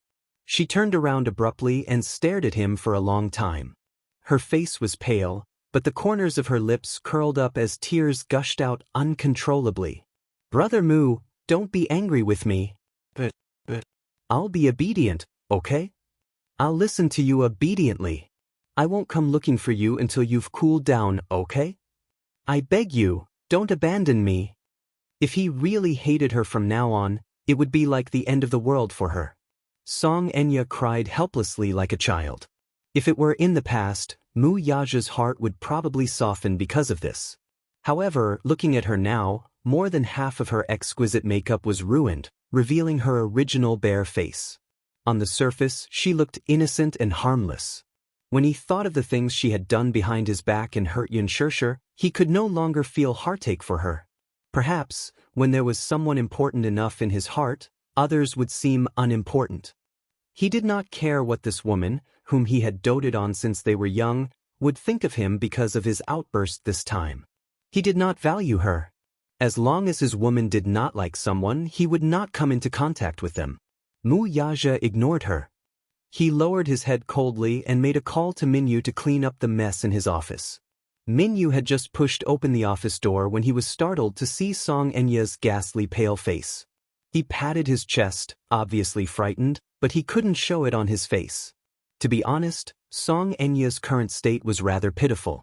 Her originally pretty face and exquisite makeup had been splashed all over with tea leaves on her face, making her look extremely miserable. What was more disgusting was, it turned out that Song Enya's beautiful looks were all done with makeup.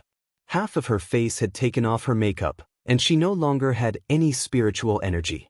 She looked plain and ordinary. It seemed that the so-called beauties were just packaged at a later stage. The so-called socialites of the capital, the daughter of the mayor, were just ordinary people. "Clean up the table," Mu Yaja ordered. After that he stood up, picked up the document, and walked to the door. Minyu stood to the side obediently and made way for him. When they reached the door, the Missy's lips trembled slightly as she tentatively reached out to grab his sleeve. Mu Yaja, however, seemed to have eyes on the back of his head as he evaded her ruthlessly with an expressionless face. Song Enya reached out to grab air and watched helplessly as he slammed the door and left. The loud bang seemed to show how displeased he was. The sound of the door closing was so loud that even Minyu, who was standing at the side, was shocked and dumbfounded. Chapter 1729. Once he was done tidying up the office, he would have to inform his subordinates to act according to their mood. He hurriedly tidied up the table. The CEO's office was not a place where just anyone could enter. It was equipped with a dedicated cleaner and assistant. Other than some important directors of the consortium, Minyu was probably the only one who could enter and leave freely. He was also the one who delivered the important documents. After Wuxia slammed the door and left, Xianxia seemed to have lost all her strength. She slowly fell to the floor and sobbed sadly. After he was done tidying up the table, he turned around and saw her sitting helplessly on the floor, covering her face and crying sadly. He walked over and asked kindly, "Miss Song, should I get someone to send you back?"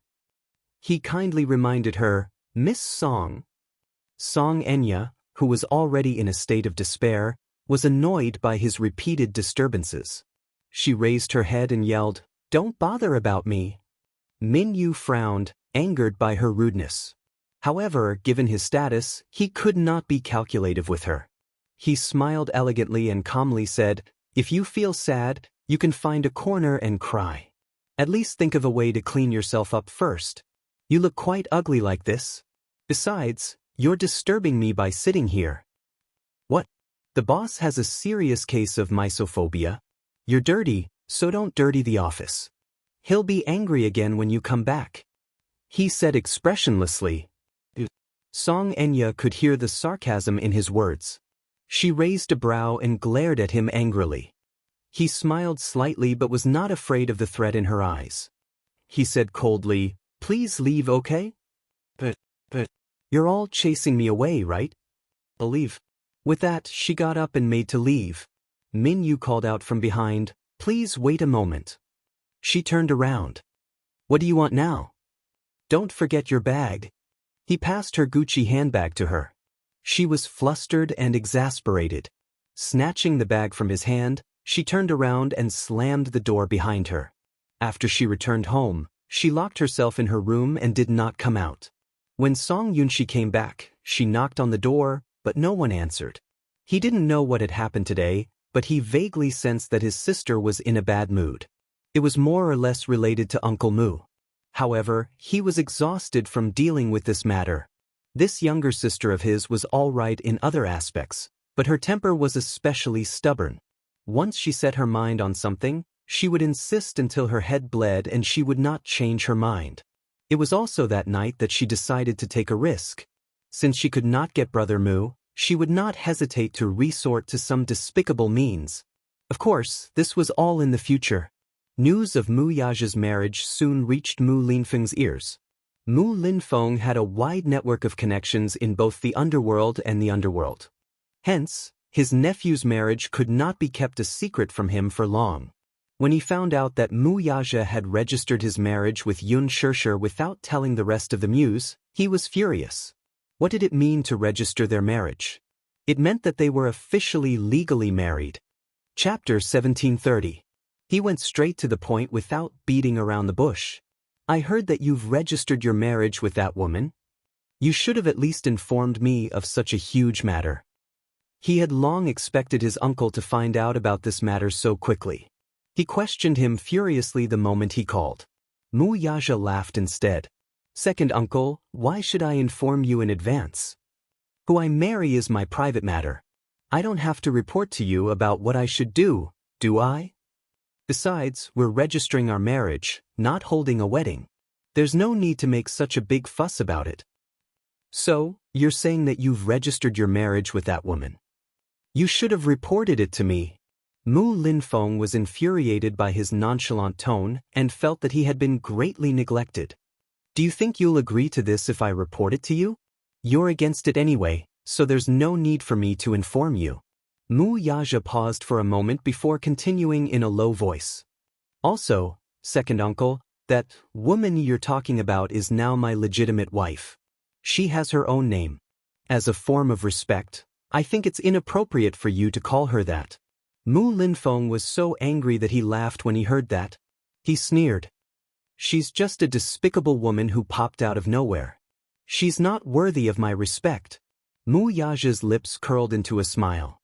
He had already expected his uncle's attitude, so he wasn't angry at all. Xianxia was his wife. He didn't care what others thought of her. She was the woman he had set his mind on, and that was enough. Besides, his marriage was his business. Who had the right to tell him what to do? Xianxia, you've gone overboard on this point. Is it appropriate for you to register your marriage without saying a word? What will people say about you if this spreads to the Mu family? Mu Linfeng paused for a moment before ordering, take advantage of the fact that this matter hasn't spread to the public yet to dissolve your marriage. When the time comes, I'll use some means to suppress this matter and pretend that it never happened. Do you understand? Annul the marriage? Mu Xianxia suddenly laughed, but his voice was cold. Second uncle, when have I ever gone back on my words? Since I'm married to her, there's no such thing as divorce. Don't mention this matter again. I've made up my mind. Mu Xianxia sat down on the sofa with his legs crossed elegantly. He held his cell phone in his hand, but he appeared nonchalant and relaxed. On the other end, Mu Linfeng was infuriated by his resolute attitude. He did not utter a word, but his heavy breathing could be heard through the phone. It was obvious that he was eyeing him covetously. It seemed that he was very angry. Are you really determined to marry her? Mu Linfeng's question was met with affirmation from Mu Xianxia. I've already decided. I hope second uncle can fulfill my wish. In your dreams. Mu Linfeng retorted angrily, I'll fulfill your wish. If you want to get married, sure. However, it couldn't be that woman of unknown origin. You've been getting more and more out of hand recently. First, you suddenly brought back a child and announced his identity as the successor. Then, you registered your marriage with this woman. Are you out to ruin the Mu family's reputation? Ruin the family's reputation? Chapter 1731. Second uncle, didn't you ask me to get married as soon as possible? Now that I've fulfilled your wish, I'm marrying a wife, having a child, and holding a grand wedding in the future. Yu is very outstanding and smart. With some training, she'll definitely become a great talent in the future. She'll surpass her master and be a better successor than me when she grows up. As for Xianxia, she's gentle and skilled. I owe her a lot and don't want to mistreat her anymore. Ha! You don't want to mistreat her, so you're sacrificing the Mu family's reputation. You even said that you want to hold a grand wedding. I think you're determined to throw the Mu family's reputation to the ground. Mu Linfeng continued without waiting for him to reply. What kind of woman is Xianxia? She was just a tool for the Mu family to give birth to a child. The contract clearly states that after giving birth, she can't cause any trouble for the child's custody. But what about her? Not only did she hide the child by her side, but she even tried to use him to elevate her status. Is that even possible? What will others think of the Mu family if this gets out? The Mu family's reputation can't be ruined in this woman's hands. If the public finds out that the young madam of the Mu family was just a surrogate mother back then. Mu Xianxia did not say a word. Clearly, he did not agree with his words. Mu Linfeng restrained his anger and tried to persuade him. If you really want to get married, I'm naturally happy to see it happen. You're not young anymore. If you want to get married, find a woman of equal status. Not only can you give the Mu family an explanation, but you'll also have a strong wife who can help you in your career. When the time comes, you'll have stabilized your foundation and no one will be able to shake you. Isn't that the best of both worlds? But what about you? You stubbornly married a commoner with no background, and this woman even gave birth to a child. Wouldn't it be bad if word got out that she had a child out of wedlock? Even if she had a child out of wedlock, he's still my son. Mu Linfeng was exasperated. But the public doesn't care about this. They all thought that Mu Yichen was Mu Wanru's son. Now, although the outside world knows that you and Mu Wanru have broken off the engagement, they still don't know who Mu Yichen's biological mother is.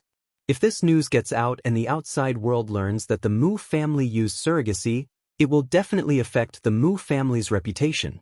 I don't care. I've made up my mind. Anyway, I can't annul our marriage. No matter what second uncle says, it's useless. Mu Xianxia's attitude was very firm, leaving no room for negotiation. Mu Linfeng flew into a rage out of humiliation. He was speechless for a moment before he suddenly took half a step back. It's fine if you insist on not canceling the engagement.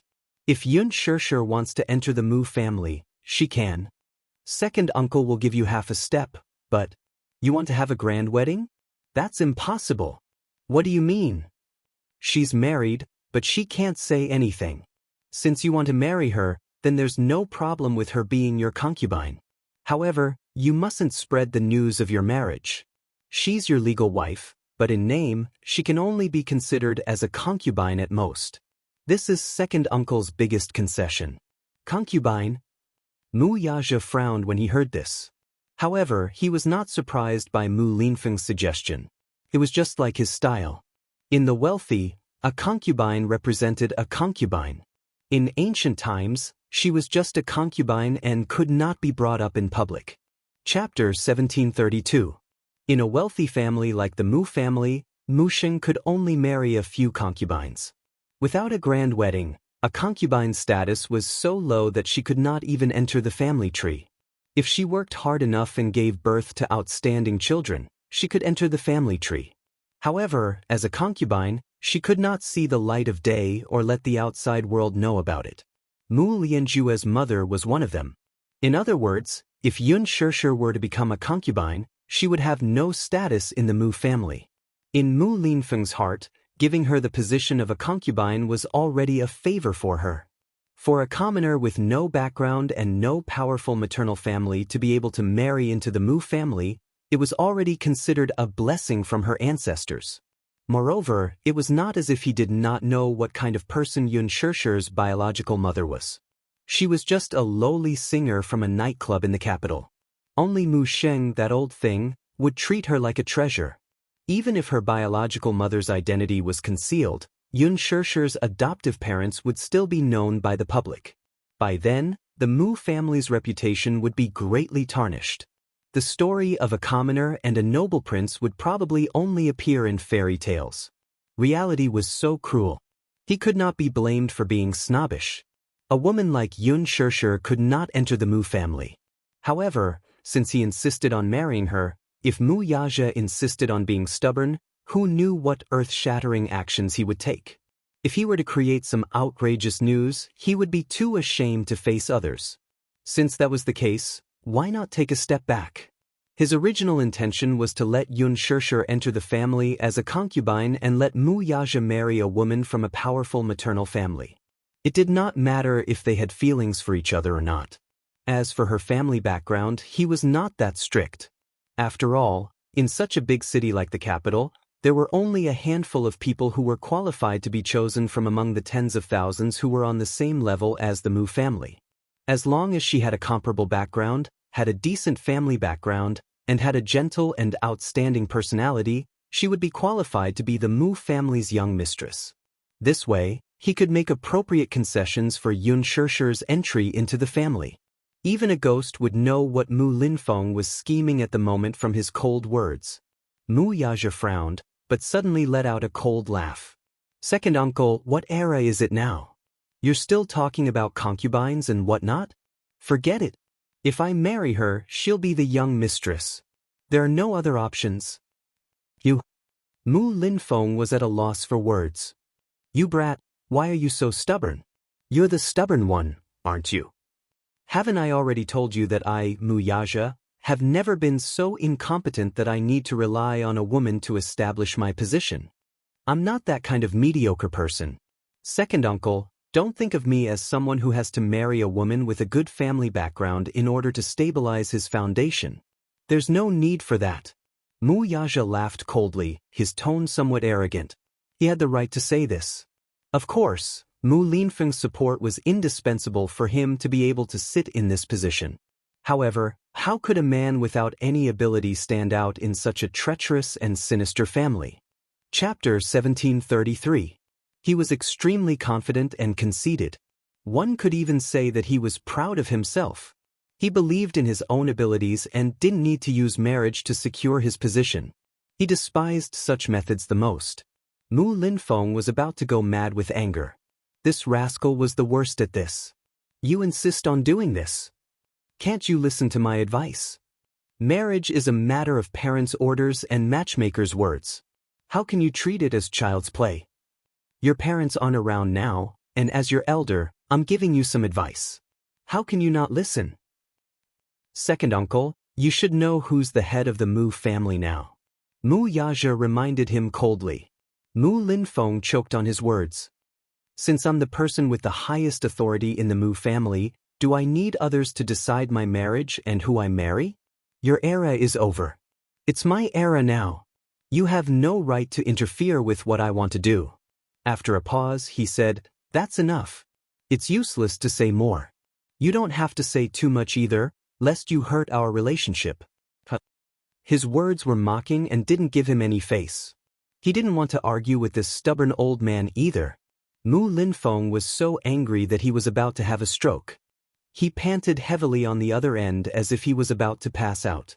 After a long silence, he said angrily, Fine. You're stubborn. You're the most stubborn. If you don't like my idea, it's obvious that you don't care about me. You're the head of the family, so you have the most seniority, right? I think you're really arrogant now that you're the head of the family. So much so that you don't care about me now. You really don't know what's good for you. If you're so capable, you can get married.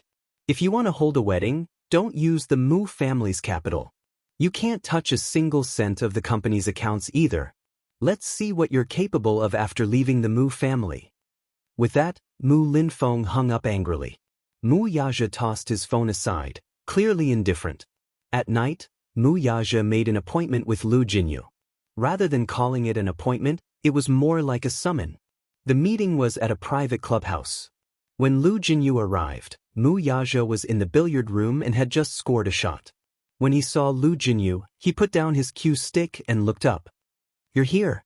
Boss's summons. I can't be late even if I'm in a hurry. Lu Jinyu took off his jacket and the waiter brought him some drinks. He casually picked up a glass of red wine and took a sip before smiling comfortably. Boss, is there something important you want to talk to me about now? Lu Jinyu, the man who addressed Mu Yaja as boss, was an important figure and was also Mu Yaja's friend for many years. Although they were friends, their relationship was probably closer than that. Mu Yaja had established his own connections outside of the Mu family and secretly cultivated some of his own forces. Other than the Mu family's businesses, he also had his own personal assets and family business. Just as he said, he didn't leave the Mu family with nothing. However, without him, the Mu family would only be a wasteland. Back then, he was groomed by Mu Linfeng to be the successor. As the helmsman, he had worked hard and contributed a lot to the Mu family's success. However, he wasn't a fool. He wouldn't sacrifice himself for the sake of the Mu family. Chapter 1734. Until now, he could say that the assets under his name were not comparable to the Mu family's. However, with the connections he had set up over the years and the inextricable business network, his foundation was already very stable. Lu Jinyu was one of the forces he had groomed. It could be said that he was his trusted aide. He was very capable and very loyal. That was a friendship forged from years of fighting together. This time, he had asked Lu Jinyu to come over to prepare for the wedding. Since he had said it well, he had to do it well too. Since Mu Linfeng had said that it was fine to hold the wedding. However, he could not use a single cent of the Mu family's assets. He had listened and done so. Mu Yaja smiled. Can't I drink with you for no reason? I'm really flattered to hear you say that, boss. Lu Jinyu said with a smile. He put down the wine glass, picked up the cue stick, and stood in front of the table to observe the situation. There was a sharp look in his eyes. Lu Jinyu, 25 years old, was tall and straight. He came from an aristocratic family and was good-looking. When he stood next to Mu Yaja, be it in terms of aura or poise, they could be considered to be on par. Although he was young, he looked gentle and refined. When he smiled, it was as if he was bathing in the spring breeze. He looked like a modest gentleman. However, in reality, his methods were very ruthless. He was the classic character of a smiling tiger. He was absolutely reliable and never failed to get things done. Mu Yaja sat on the sofa and looked at Lu Jinyu, who was standing by the table. He crouched down and played a ball. Suddenly, he said in a deep voice, I'm getting married. When Lu Jinyu heard that, the cue stick tilted, and the ball suddenly deviated from its course and hit the edge of the table. He turned around in surprise, clearly feeling that this news was too sudden. Boss, I'm not prepared for this at all. You're getting married? Yes.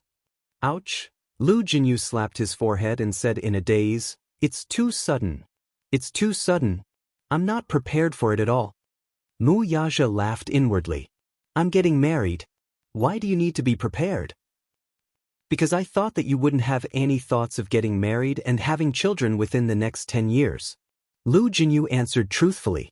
Then he asked curiously, "But I'm really curious." He wondered which girl was so capable that she was able to capture the heart of an ice block like his boss. "I really admire you, really admire you." In Lu Jinyu's eyes, Mu Yaja was a typical abstinent man. He had never seen any woman by Mu Yaja's side since they met. There were many who flocked to him like a flock of ducks, but none of them caught his eye.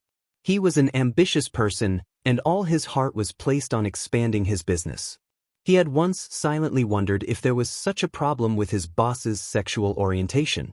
He was even a little worried about his own safety. "But boss, now that you have a woman, I'm relieved." Lu Jinyu breathed a sigh of relief. Mu Yaja frowned. "What do you mean?" "Nothing." Lu Jinyu hurriedly denied it. He could not let him know that he had once doubted his sexual orientation. Otherwise, what a tragic end. "Boss, which girl is she? Why don't you introduce her to me another day?" Mu Yaja snorted. "There's no need for that." Chapter 1735.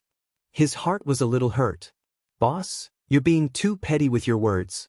As your brother, I'd like to meet my sister-in-law. At the same time, I'd like to see what a magnanimous lady she is to be able to subdue an ice block like you.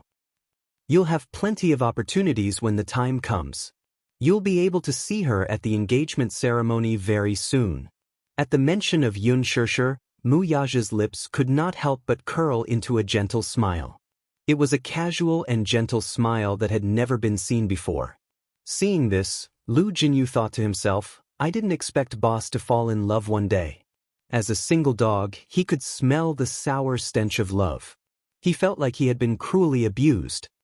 "I've specially asked you to come over for the wedding ceremony to discuss the process.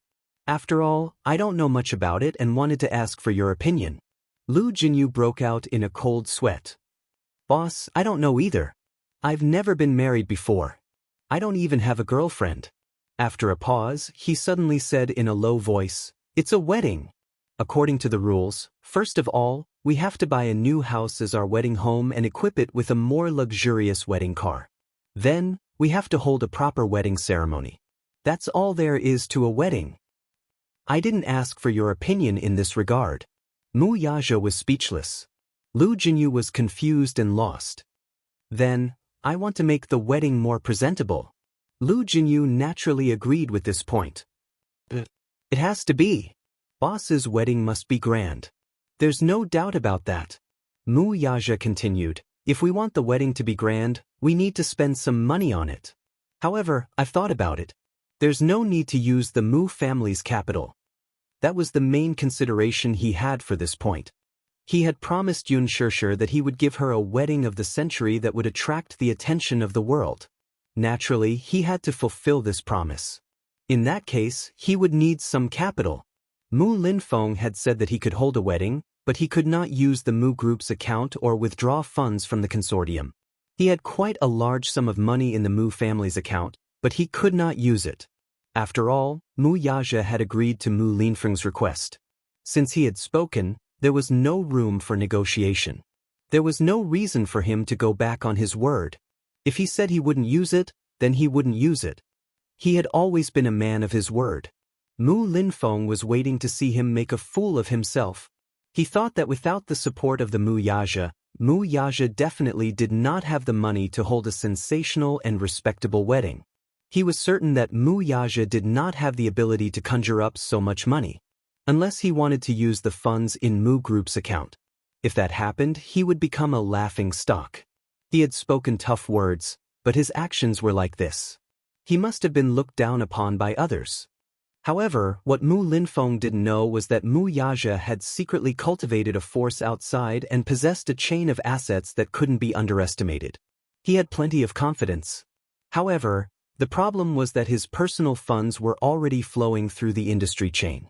They were constantly in operation and invested in various projects. If he were to withdraw them all at once, it would hurt his vitality.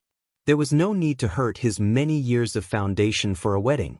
Hence, he looked for Lu Jinyu to discuss how long it would take for him to withdraw the funds without harming the operation of the funds. Chapter 1736. In this aspect, Lu Jinyu had more experience. Hence, he asked, "How much money can you withdraw from my account in a short period of time?" Lu Jinyu was stunned for a moment, unable to react. "Boss, do you mean you want to use your own funds to hold the wedding?" "Why?" Lu Jinyu didn't understand. If they got married, the Mu family had a lot of assets in their account. It wouldn't be a problem to prepare a few 100 million yuan overnight, let alone in a short period of time. Why would he use his own funds? "You don't have to question my decision. I have my reasons for doing this." "Okay, I understand." Lu Jinyu was silent for a moment. He thought for a while and said, "Boss, I've done some calculations. The funds in our account are now operating in various capital chains. The funds in the capital pool are all tied up. We can't withdraw much of the idle funds in a short period of time. It's about tens of millions." Mu Yaja frowned. "That's too little. It's not enough." Lu Jinyu sighed. "There's no choice. During this period of time, the end of the year is approaching. The funds in the capital pool are very tight. It won't recover in a short period of time. It's already the limit to withdraw this much." Mu Yaja tapped his fingertips on the table and asked, "If I want to withdraw 500 million yuan, how long will it take?" Lu Jinyu raised his eyebrows in surprise. He then said, "At least, after the new year, the funds will recover. A few 100 million yuan won't be a problem." "So long? What about the wedding house? Do you need to arrange it yourself?" Mu Yaja said in a low voice, "Didn't you hear me just now? I won't use the Mu family's capital. I have properties under my name now, but they are all the Mu family's capital. If I say I won't use them, I won't use them. As for the wedding house, I'll definitely buy another one and write it in her name." Lu Jinyu pursed his lips. "The wedding house isn't the biggest problem. The problem is, boss, how do you want to arrange the wedding? The investment in the wedding can be said to be a bottomless pit. There's no limit to it. Naturally, we'll do it in the best way possible." Mu Yaja paused for a moment and then said, "I don't want to delay the wedding for too long. Get it done as soon as possible. As for what you said about the funds only coming back after the new year, that's not a problem. I'm not optimistic about getting married in winter. It would be very appropriate to hold the wedding in spring. Pay more attention to the funding issue for me." Lu Jinyu was suddenly even more curious about what kind of woman Xianxia was.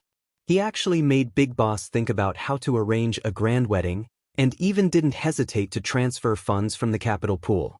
This was unprecedented. "Boss, when is the engagement ceremony?" Mu Yaja smiled and said, "The preparations are almost done. I'll invite you then." "But then I'll be looking forward to it." Lu Jinyu sat down at the table. Suddenly, he regained his serious expression and said, "But let's put that aside. Since you've asked to meet me, I'd like to mention something to you." "What is it?" Mu Yaja's expression also became serious. Then, Lu Jinyu discussed with him the recent problems that had arisen in the company. Lu Jinyu never made decisions on key issues and always followed his advice. 5 years ago, Mu Yaja began to focus on cultivating his own power outside of the Mu group. Chapter 1737. Lu Jinyu could understand his decision very well. As a century-old wealthy family, the Mu family dominated the entire Asian economy. It was not an exaggeration to say that they were one of the top wealthy families. Perhaps there were very few consortiums in the world that could stand shoulder to shoulder with the Mu Corporation. However, Mu Yaja was determined to leave the Mu family and cultivate his own business. Firstly, it was because he was very ambitious. Although the Mu Corporation was deeply rooted, it was difficult for it to develop further because of the constraints. The Mu Corporation had a political background. It could be said that it was the economic heart of the country. If it was involved in the front line, it would cause the entire country's economy to collapse. Therefore, there were many restrictions. Secondly, because it was a family consortium, It involved the interests of many people. The involvement was too deep, and every step was treacherous. Therefore, he was determined to establish his own Xianxia financial group with his many years of experience and connections in the Mu Corporation. After 3 rounds of financing, it gradually got on the right track. Until now, the Xianxia financial group's development momentum was majestic. It had become a force that could not be underestimated. Under the name of the Xianxia Financial Group, there were 4 major companies. Among them, the first company, EasyBuy, was a senior shopping website established 7 years ago. When the website was first established, no one cared about it. However, Wuxia had a unique insight. As early as 7 years ago, he saw the development momentum of online shopping and invested in it. A year ago, EasyBuy was listed on the Hong Kong Stock Exchange and had a huge market value. In addition to the shopping website, Wuxia was also involved in many other industries. In addition to real estate, resorts, and financial services, there were many undeveloped emerging industries with limitless potential. As Wuxia's right-hand man, Lu Jinyu had always been in charge of all the affairs of the Xianxia Financial Group. If there were any problems in the financial group, he usually did not report to Wuxia. Instead, he handled it himself. He had business talent and unique skills, so he could often take charge of the overall situation. However, if it was more important and troublesome, Lu Jinyu would refer to Wuxia's opinion no matter what. He listed out all the big and small problems that had recently occurred in the company to him. Wuxia gave his own suggestion. The two of them discussed for a long time and actually hit it